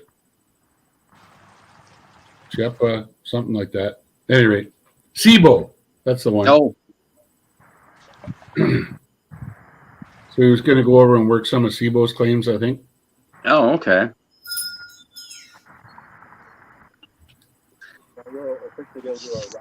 I don't think I've ever seen SIBO. He's got a good channel. You should look it up. SEBO. I'll have to check him out later. Prospecting, I think it is. Yeah. Yeah, he's pretty serious. Like, he does it on an industrial scale. Oh. And but he's got some really good content, and he told Reg flat out, he says, I'll point you right to where it is, and he said, you take whatever you can get. Oh, nice. And like, you know, how much is two guys with a shovel going to take out when one guy with a 240 excavator could scoop that in one bucket, you know? Right. So, thing is that Reg and Tom will have a good day and a good couple of days and get some gold, and it's not going to put a dent in SIBO's pocket. So. Oh, no. No. Which is the way you should do things, to tell you the truth. No.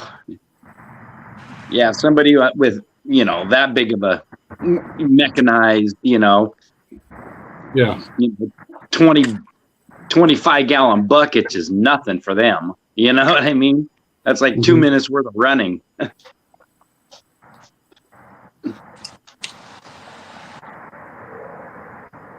thought about popping on the video while I was in my shop. I was like, So with this lithium job, is it going to be like an open pit or is it underground? Yeah, it's starting as an open pit. And then it will over time, because these things are vertical and they're really not that wide, like they're 30 feet wide or so. You can only realistically go so deep before it costs you more to move the waste around it to get deeper, you know, at which point you got to go underground on it. And there's already a shaft in place that the guys put in back in the 60s or the 50s. And because, and I was confused for a while because I was thinking, like, why the hell were guys looking for lithium back in the 50s, late 50s? And because, you know, and guys, okay, they had lithium batteries back then, yes. But, like, why was the sudden thing? And it wasn't until about 2 weeks ago, one of the guys from the client company explained it to me. It was because lithium, back in the 50s and 60s, what was going on? Major atomic bomb and hydrogen bomb testing. And lithium, believe it or not, is a major component in nuclear weapons. Really? And yeah, I had no idea. And like everybody's heard of plutonium and uranium, right.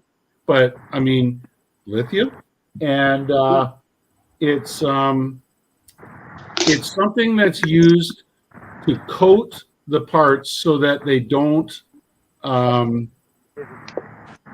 corrode. But it's the lithium metal itself is open lattice enough that it allows the neutrons and gamma rays and everything to pass through it. So it protects the material, but it doesn't slow down the reaction, kind of thing. You know what I mean? Oh, okay. And that was the thing. Yeah. And so, the Canadians were mining the shit out of it to support the nuclear arms race. Wow, that's crazy. You wouldn't think, you know, they'd have with nuclear have lithium at all. Yeah. Yeah. No, that blew me away when I learned it. So you learn something new every day. Yeah, because you know, the lithium batteries back in the 50s, you know, they were probably the size of a refrigerator. Yeah. Yeah.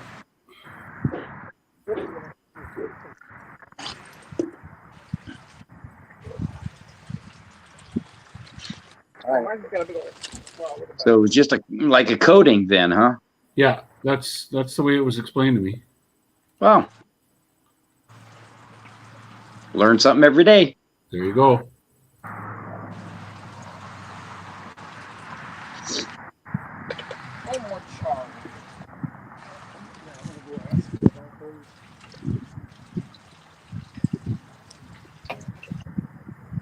We'll be able to hear we'll be able to Yeah, because it didn't make sense to me. Like when I looked at it, the amount of work that they had put into this thing, why didn't they develop on it?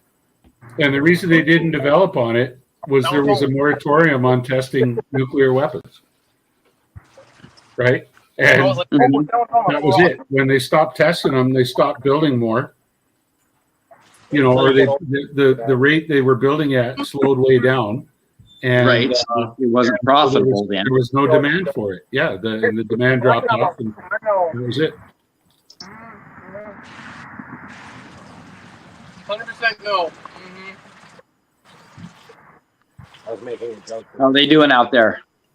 Well, you know, running the Miller table and, you know, taking the gold off, but the very last thing to go away, they're like little silver, they're round, maybe like crystal shape. Taken the wrong way. And so they have a little bit of a high profile, and I think the water's getting them. I just wonder what the silver stuff is.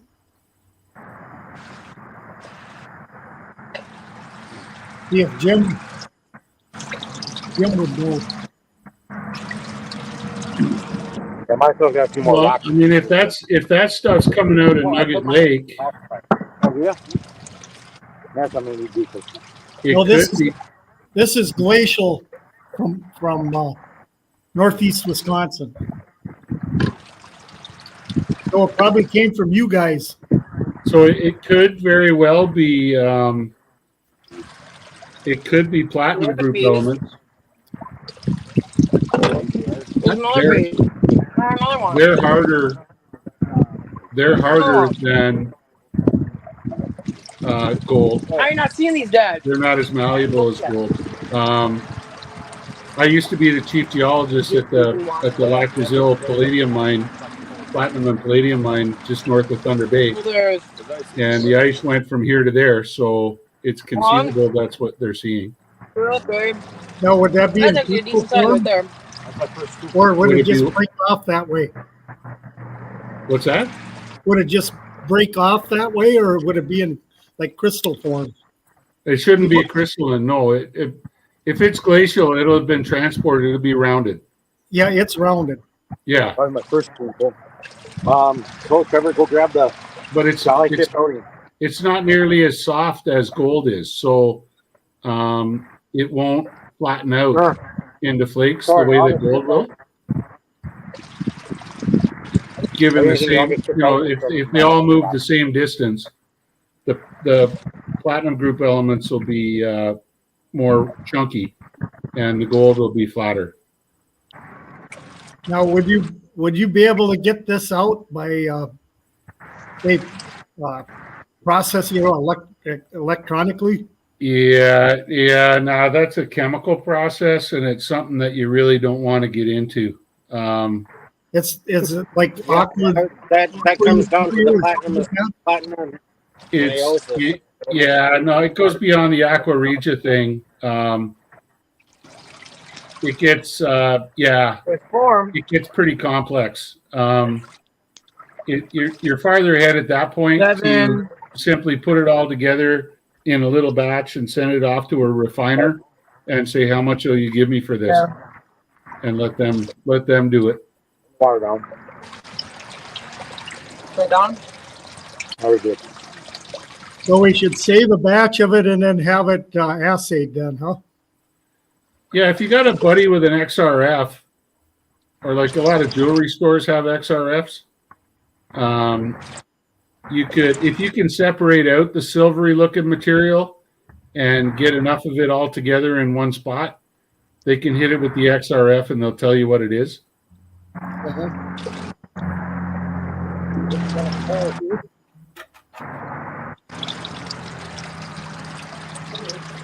You count them? Yeah. Where'd my 21. spoon go? There you go. 21 in that spoon. 21 in that spoonful, Ron. Where's my spoon?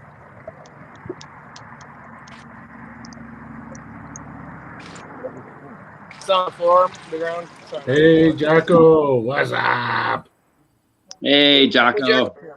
Oh, come here. All right, give me You can work out the other side. I'll let you know in a second. Ah, sure, whatever. So Yeah, didn't- but I'm right so here. the- I can just- Like catalytic converters and that kind of stuff, that's the chemical and it gets nasty then, huh? Yeah, if you want You to, find that? yeah, if you want to try to separate, I would, if I was them, I would try to just physically separate it with tweezers. You don't want to go down here. If you want to do it chemically, you get into all kinds of nasty Storing in the hole. acids. I really And Yeah, no. then the other thing with They don't tell you on the videos. the fumes, like you get in, platinosis is a thing. I mean, it'll blind you. It'll give you skin rashes for months. You don't want to get anywhere near that kind of stuff unless you got a proper lab set up in order to do it.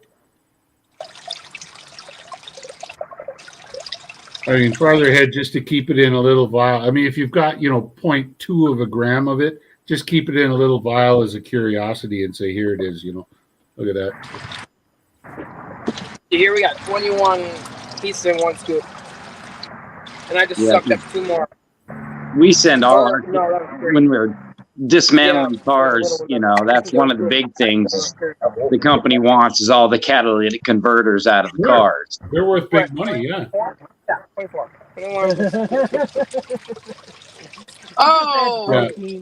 Which is that's protein. Oh, it's even pulling the platinum and palladium out of those is nasty business. But in their case, like if they've got it all blended with gold, then it gets even more complicated because you got to pull the gold, and when you pull the gold, There's 2 more. or if there's any other base metals in there, when you do your first nitric, you're going to pull the palladium out with any base metals that are there, like silver that's in the gold, and then you just get it's a real pain in the ass. Here we go. So that's 27. Yeah, I'd rather not. Yeah.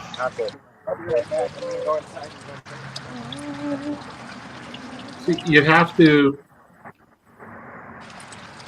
import the gold with the platinum in it, which means much higher melt temperatures, and add a bunch of silver to it in order to bring it down to about 6 carats, and then nitric foils. But the nitric foil will pull off your palladium, but not your platinum. Wow! And so then you got to separate that, and you can pull the palladium out as a salt, which is then nasty shit.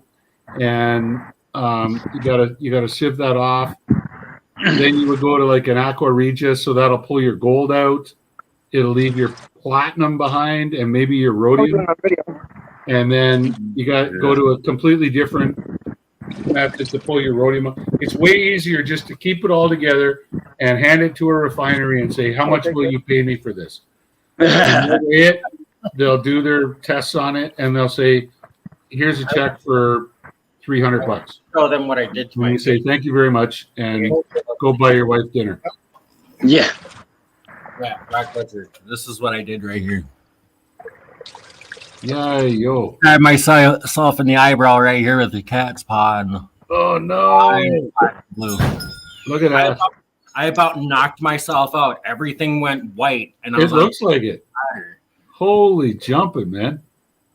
Like I Italian arm wrestled myself. I was trying to pull the nail out, and then bam, right in the Oh, jeez.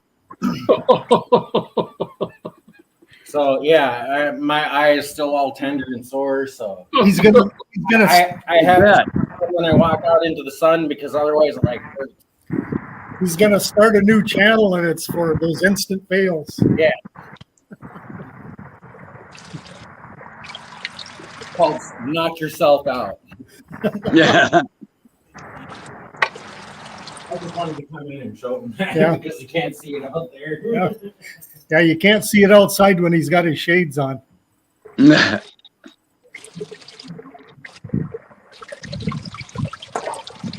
he's got to be pretty hard. Right here, that next day prospecting.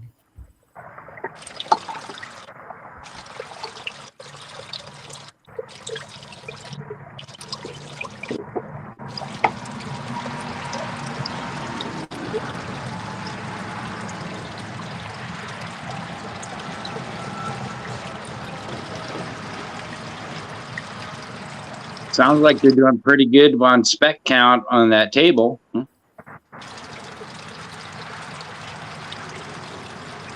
This Miller table is a cool piece of equipment. It's actually better than I even thought it was going to be honest with you. You ever try this? Well, that's what I did. I went to Walmart. These are pretty good. Yeah, put them on. And you got to be like a certain distance off the table, but oh wow, yeah. That's the highest power they got there. 3.25. My son can see the things with his bare eyes. I got to use the cheater glasses on top of my regular glasses.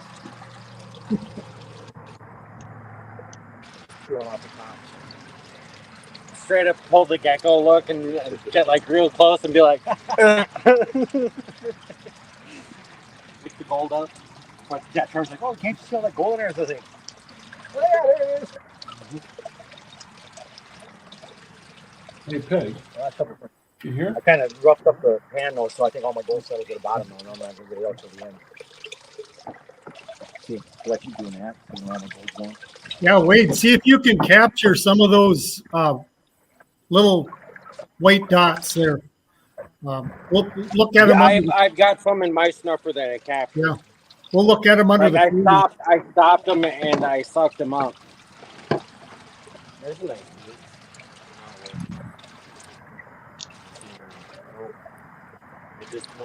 If it's platinum group elements, it should be a kind of a grayish silver. Yeah, that's what it looks like. Yeah. But it's like I've the seen black lots of it. sands, the black sands would move, and then the silver stuff would move, and then the gold would sit. But it would hang around a lot longer than the black sand would, and then that would start rolling with the black sand because it's round. like Because it's round. it's rounded. Yeah. It just rolls right along the mat. It doesn't stay in there. Yeah, I would try to separate that out if you can. I collected a little bit of it, so I might. Even if just collect it Definitely all not up enough to do a sample, but and then pour it out. You know, once you get it dry, pour it out on a piece of paper and just spend a half an hour manually separating it with a pair of tweezers. Because I've been finding it ever since I got my Miller table. I noticed it's the blonde sand's gone, the black sand's about gone. That stuff's still sitting there. I'll have 5-6 pieces of it sitting on my Miller table, along with the gold. Yeah, I believe it. When I was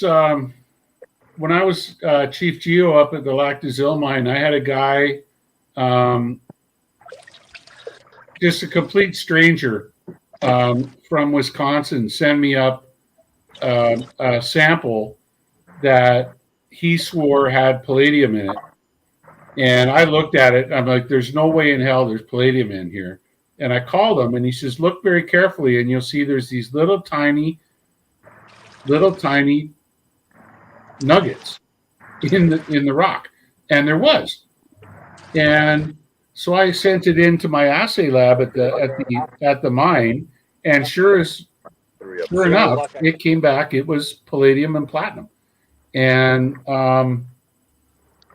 so if you're getting that from the same sort of area where, and I still struggle to explain why there was palladium and platinum in that rock because it was the wrong rock type, but metamorphically, I guess it over time the rock changed its chemistry, and the metal just simply stayed behind, you know. And so what had once been an ore body, you know, turned into a deposit of this metal that was in this different rock type.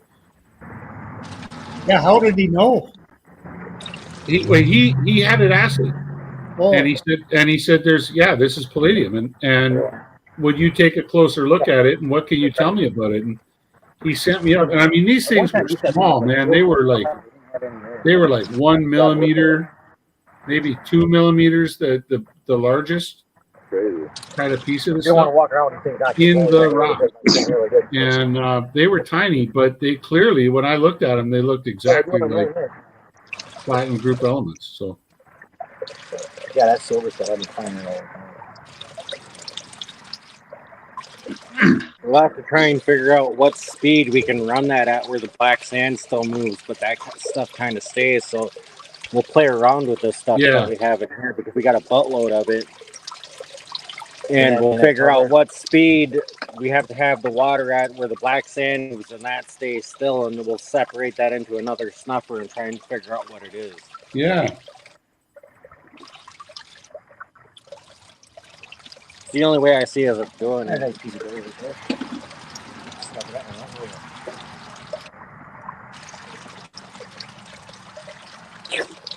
How much material do you need for an XRF gun? At least a gram. I don't know. You could get away with less than that as long as you can keep it bunched up in a little packet. As long as you can put it into a little cup about the size of a pencil lead or a pencil eraser, you get it in a little pile and then just beam that pile. You should be good.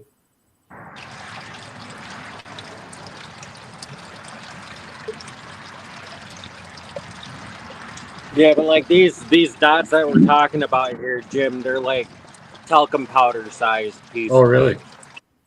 Yeah, they're small. That's why I said at least. I figured at least a gram. That way you have enough in an area that Mhm. you can actually get a good scan on it. Yeah. Well, just gather up as much as you can and see what you get. Because even like the smallest assay sample that I see that you can send out with like the black sands and sulfides is like a 10-gram sample. You know, just Yeah, to get a but basic idea of what you can do, but that's not going 'cause to tell they're- you much. That's because they're going to put it into a puck, Charlie. If you just wanted, to do like I've done, I'm a licensed XRF operator. If you just wanted to test it, like if you put a little pile of that stuff on the table, and I took my gun and stood beside it, and I beamed the pile, it would still give me an answer. It may not be a completely accurate answer, but it would be. It would tell you what was there for sure.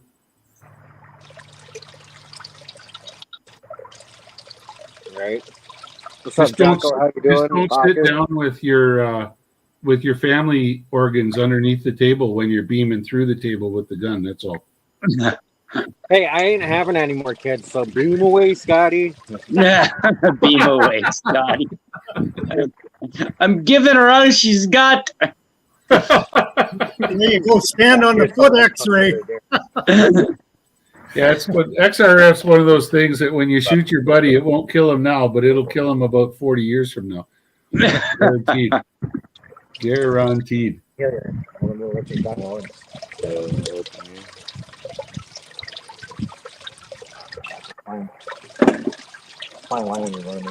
Speaking of Italian sausage, I'm going to go turn mine and make sure they're thawing out. I'll be right back.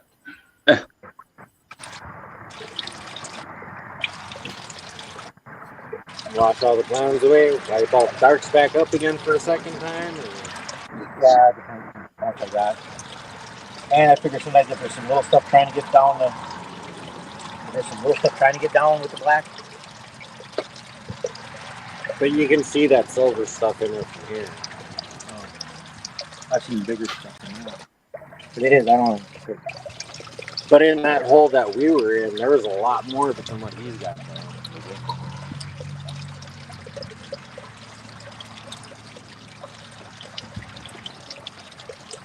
But yeah, Rock Butcher, right on. Oh yeah, he's checking his sausages. Checking on his sausage. Yeah, his Italian sausage.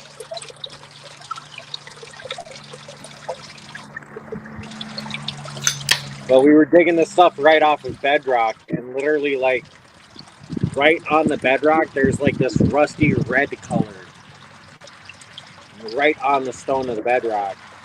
And then above that, there was an area that was like this thick that you can see there was a darker, heavier deposit. And then on top of it, there was like this pea gravel. We're digging this right off the, like the bedrock there. And I was finding some pretty decent stuff in this cleanup that we did here from that. But I like the way it looked as soon as I got down to that bedrock and I scraped it and I seen that rusty color and I'm like, yep, we're in a good spot. A bigger chunk of that silver stuff. Hey, Bacchus. Good to see you, man. Hey, Bacchus.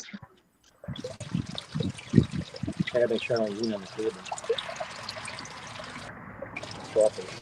Yeah, rusty layer down along bedrock's a good sign.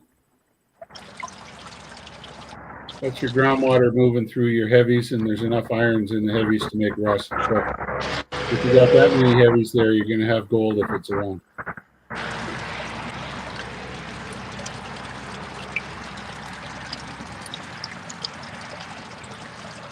How much more do we still have left to run?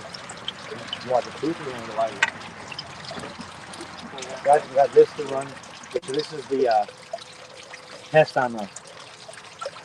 That's a test on the rocker boxes from the outing. This is the end of the rocker boxes from yesterday.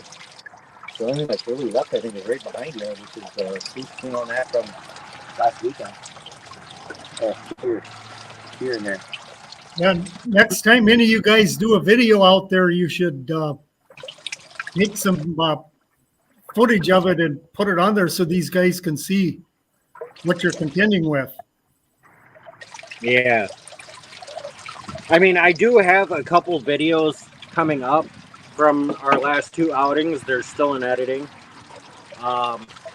It's just I got to figure out how to break them up, or I'm going to turn them into a premiere, because it's like an hour and a half to almost 3 hours of video.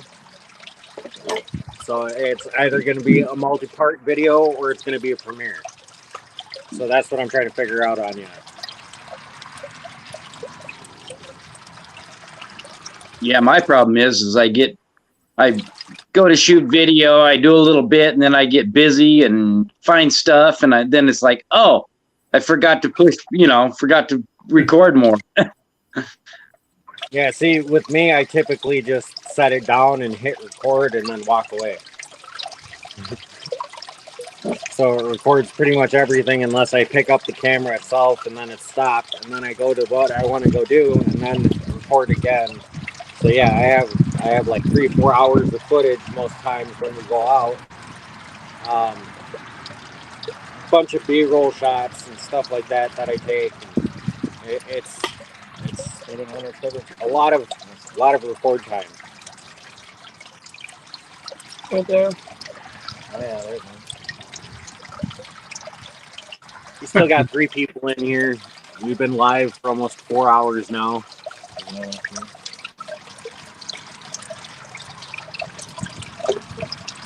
I just got an email asking me if I'm interested in being the chief geologist at B2's gold mine in Mali.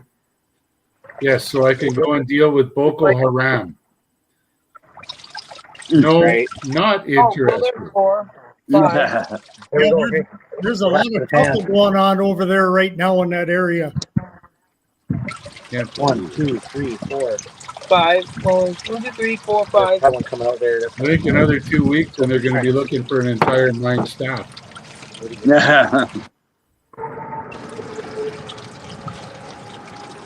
One. Why? What's going on over there? 3, 4, 5. Oh, there's a coup d'etat in Niger. Mali's Oh, right next okay. door. Mali's got the Boko Haram is going on. That's like Al Qaeda and ISIS all wrapped into one. It's the whole thing. The whole place has just gone to a poop show. Ooh. Nice one right here.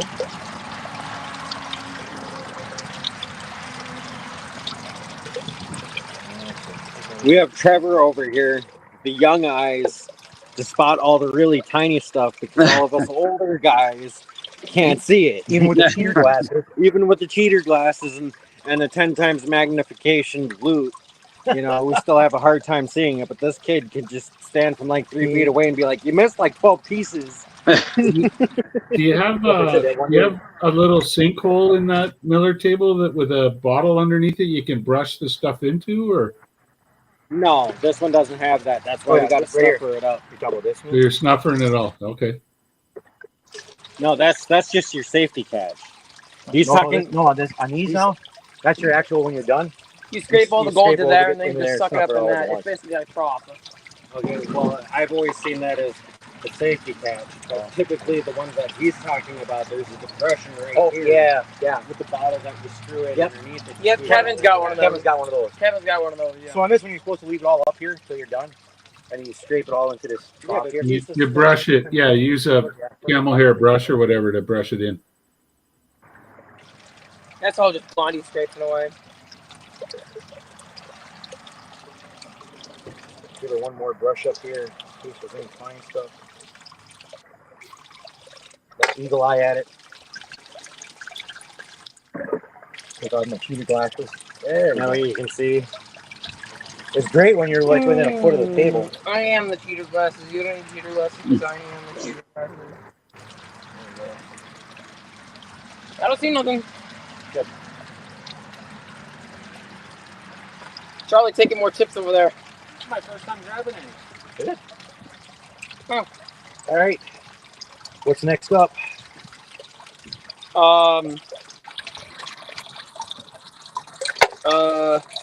So this is our testing the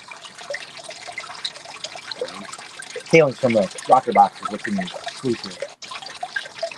Let's clean it into a bucket, get through that classification, and on the north table. Works for me. Gold Maybe panning. classifying down too, Going Charlie. to bed. Good night, Jacko. Have a good night. Charlie's asking for what we classify. Yeah, because the mesh that we're classifying down to, because the gold in this glacial stuff is so small, it's 20 mesh. So where is this gold panning Dusty Jacko live? He's from the Netherlands, Holland. Yeah, that's why he's going to bed.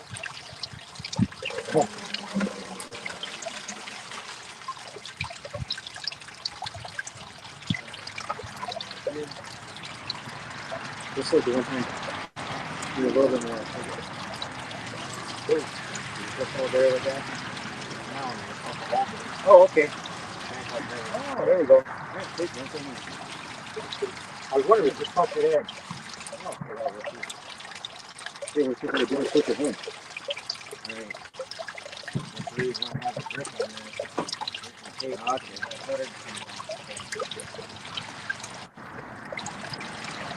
Point the line for a little bit of view. Where's our 30 mesh at?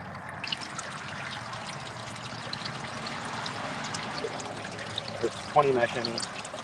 20, 30 is good one. Or, don't throw it in that pan here. It's a drop bottom pan. I've learned that lesson.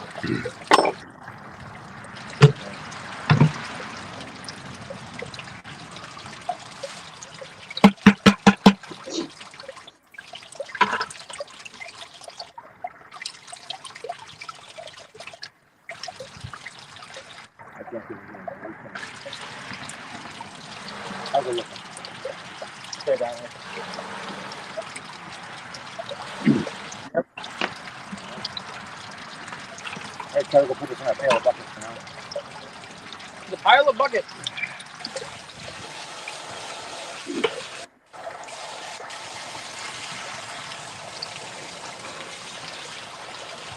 Okay, this is 30 mesh here, so.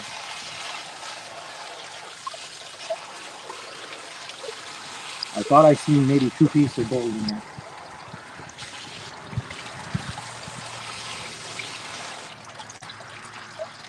Alright. Save this for any reason, put it in my hand. I gotta go close up my shop here now. I put signs down the road. I'm gonna go get those first while these guys are still here. Alrighty. All right. This is one time I'm going to say that we're going to run something and I don't want to see gold. So the stuff we're going to run on the table now is the, we ran the rocker boxes back on July 15th or something like that it was. And we're actually testing the tailings right now to see if any gold got through them rocker boxes. And if so, what percentage it might be, which we don't have an exact count on colors, but if we only find 2 or 3 pieces, I mean, that's probably going to be like a 98% catch rate or something. So. Well, hi, Ron.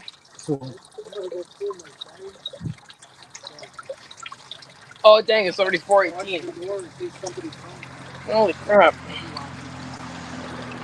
All right, here we go.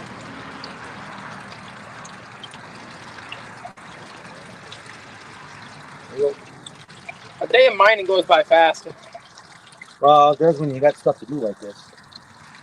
All right, so I'm going to run that. Go ahead. Here's some phone cover. Anybody? Run it. All right. We'll let Trevor run it. That way there's nothing in there we can blame him. What? Hold on a minute. Hold on a minute. You guys need me. See, because without me, you'll miss all the microscopical points.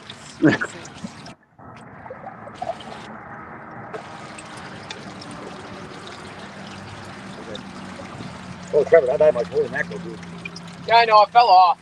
It fell off in a glob. Yeah. Don't worry, it's fine. Nice job, buddy. Nice job. Well, what are we supposed to do with you? put me in a hole and cover it back up. Well, what do we all got in? That's what you're supposed to do with me. You're supposed to put me in a hole and bury me. Like, cover the hole over with, like, dirt. Then, then let me sit there for about 10 years, for a sec. And then dig me back up, and I don't know, maybe I'll still be there. Maybe I won't. Trevor, we're good. I would let that work a little bit. Alright. Look at that right there. Oh, your bare eyes, you don't see nothing, right? It's not like something. My bear eyes might see something. No, just look right in there. Just one piece of torch. It's right. Right about there. My bear eyes might see something. So are these rocker box tailings or cons? Tailings. Tailings, okay. Basically, we're testing the accuracy of the rocker boxes when we use them. And we got a lot of gold out of them. Rocker box had more gold in it. Ours or his? Ours did. Oh yeah. So anyway, and I like to do a lot of that testing stuff where it's like, you know, I don't just assume anything ever works perfectly, you know. Right. Like I did with my sluice. I mean, I got it, learned about the gold that I was trying to catch, realized that them deep Hungarian riffles that I had in there that came with the sluice, just too aggressive. Everything was backing up.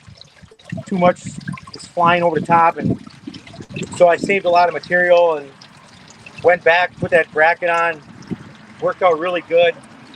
You know, same with them rocker boxes. Before I'm going to assume that them rocker boxes are catching, say, 90-95% of the gold on the first time through. You run a test like this, you know, and if we get nothing, we know we caught it all, then I'm really happy with that. Obviously, if we have I'd say right now if we even had a half a dozen pieces in here, I wouldn't even be complaining. Right. We probably had, that day we did that, we probably had close to 75 colors maybe. I don't know, maybe it was more than that. So, you know.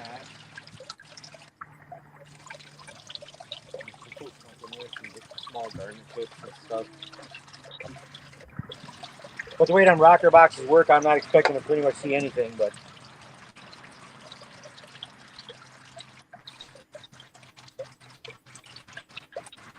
Yeah, but still, even if you're up into your 95 to 98, 95 to 100%, you know what I mean? Or 95, Yeah, right, you're still kicking butt. yep, I'm not going to complain about that. That's what I said. So, but the way them things work and the way we're running them, I mean, it works off of the whole gravity instead of hydrodynamics. So you're not really flowing heavy water through it that's going to push that gold down. And when it gets into them deep carpets, it really can't go anywhere. It'd have to get somehow stratified up in the blonde sands and somehow never drop in. And that's just so hard to do with the way they. So. And what I tell people with them is they're so underutilized nowadays. I mean, if it wasn't for those, Trevor and I were going out getting 8-10 buckets of material, classifying it down, dragging it down the hill, throw it in the back of my vehicle, taking it home, running it through the recirculation system. Now we're just right out of the hole, right into the rocker box, go home with a pail of cons like we're running on a creek. Right.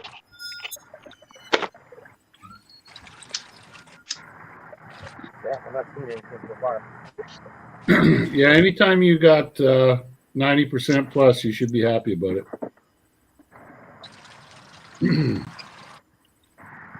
That pan plant we ran over in Bemidji River, Central African Republic for diamonds, that was only 75%. And we tried tweaking it and there was just nothing. That was the physics, man. We couldn't beat the physics. And I ended up making a 7,000 foot runway, 7,500 feet, I think it was, outside of town on the big flat spot. And we used the tails of the gravel for packing into the laterite. And I told the pilots, I never told anybody else. I told the geologist, but I didn't tell anybody else. There's 2,500 carats worth of diamonds in that runway if you ever go back and mine it. But if I told the locals that, they would have mined the runway. Oh, yeah. Thing is that, yeah. So what were you using for recovery for the diamonds? It was simple gravity. It was like imagine a pan, but instead of the pan moving, there was a set of rakes.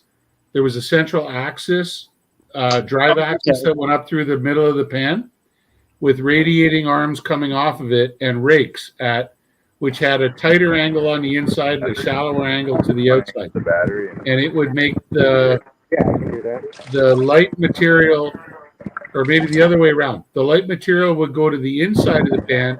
The dense material would go to the outside of the pan.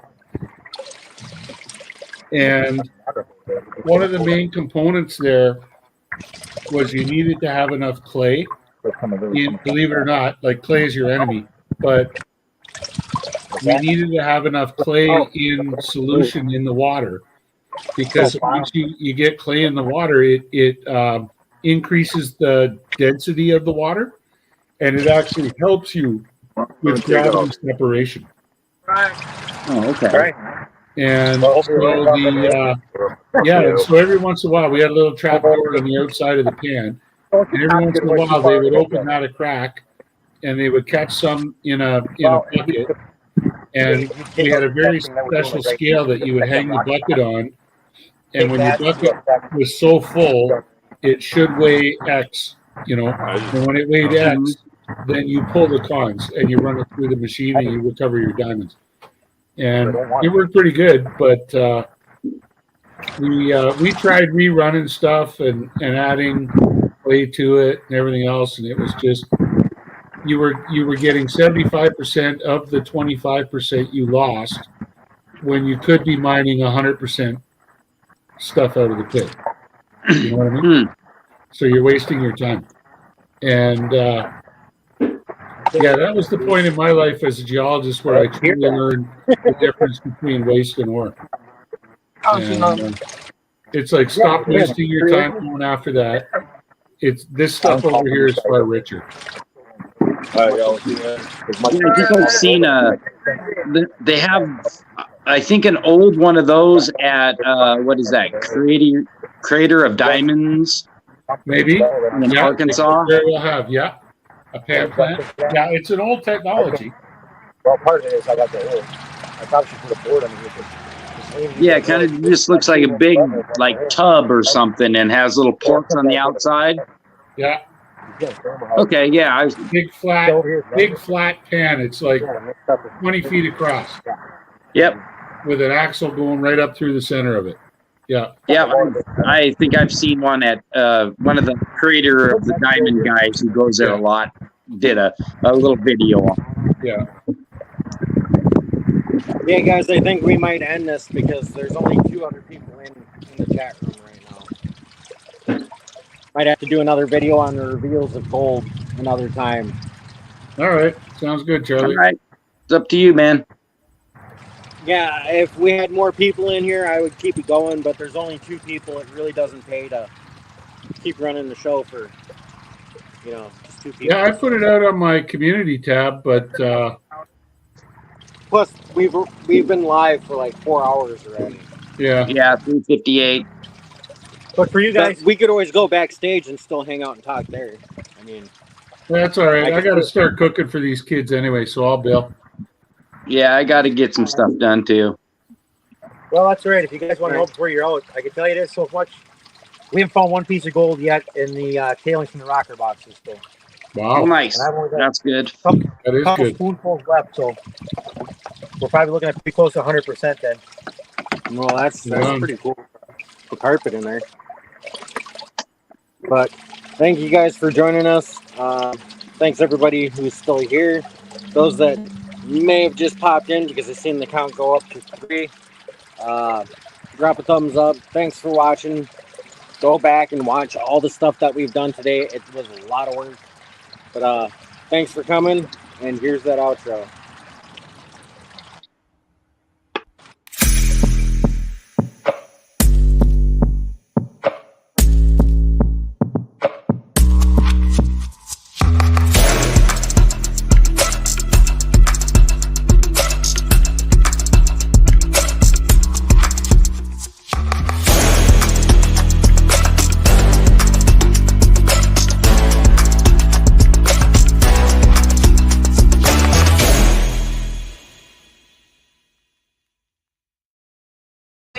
cat.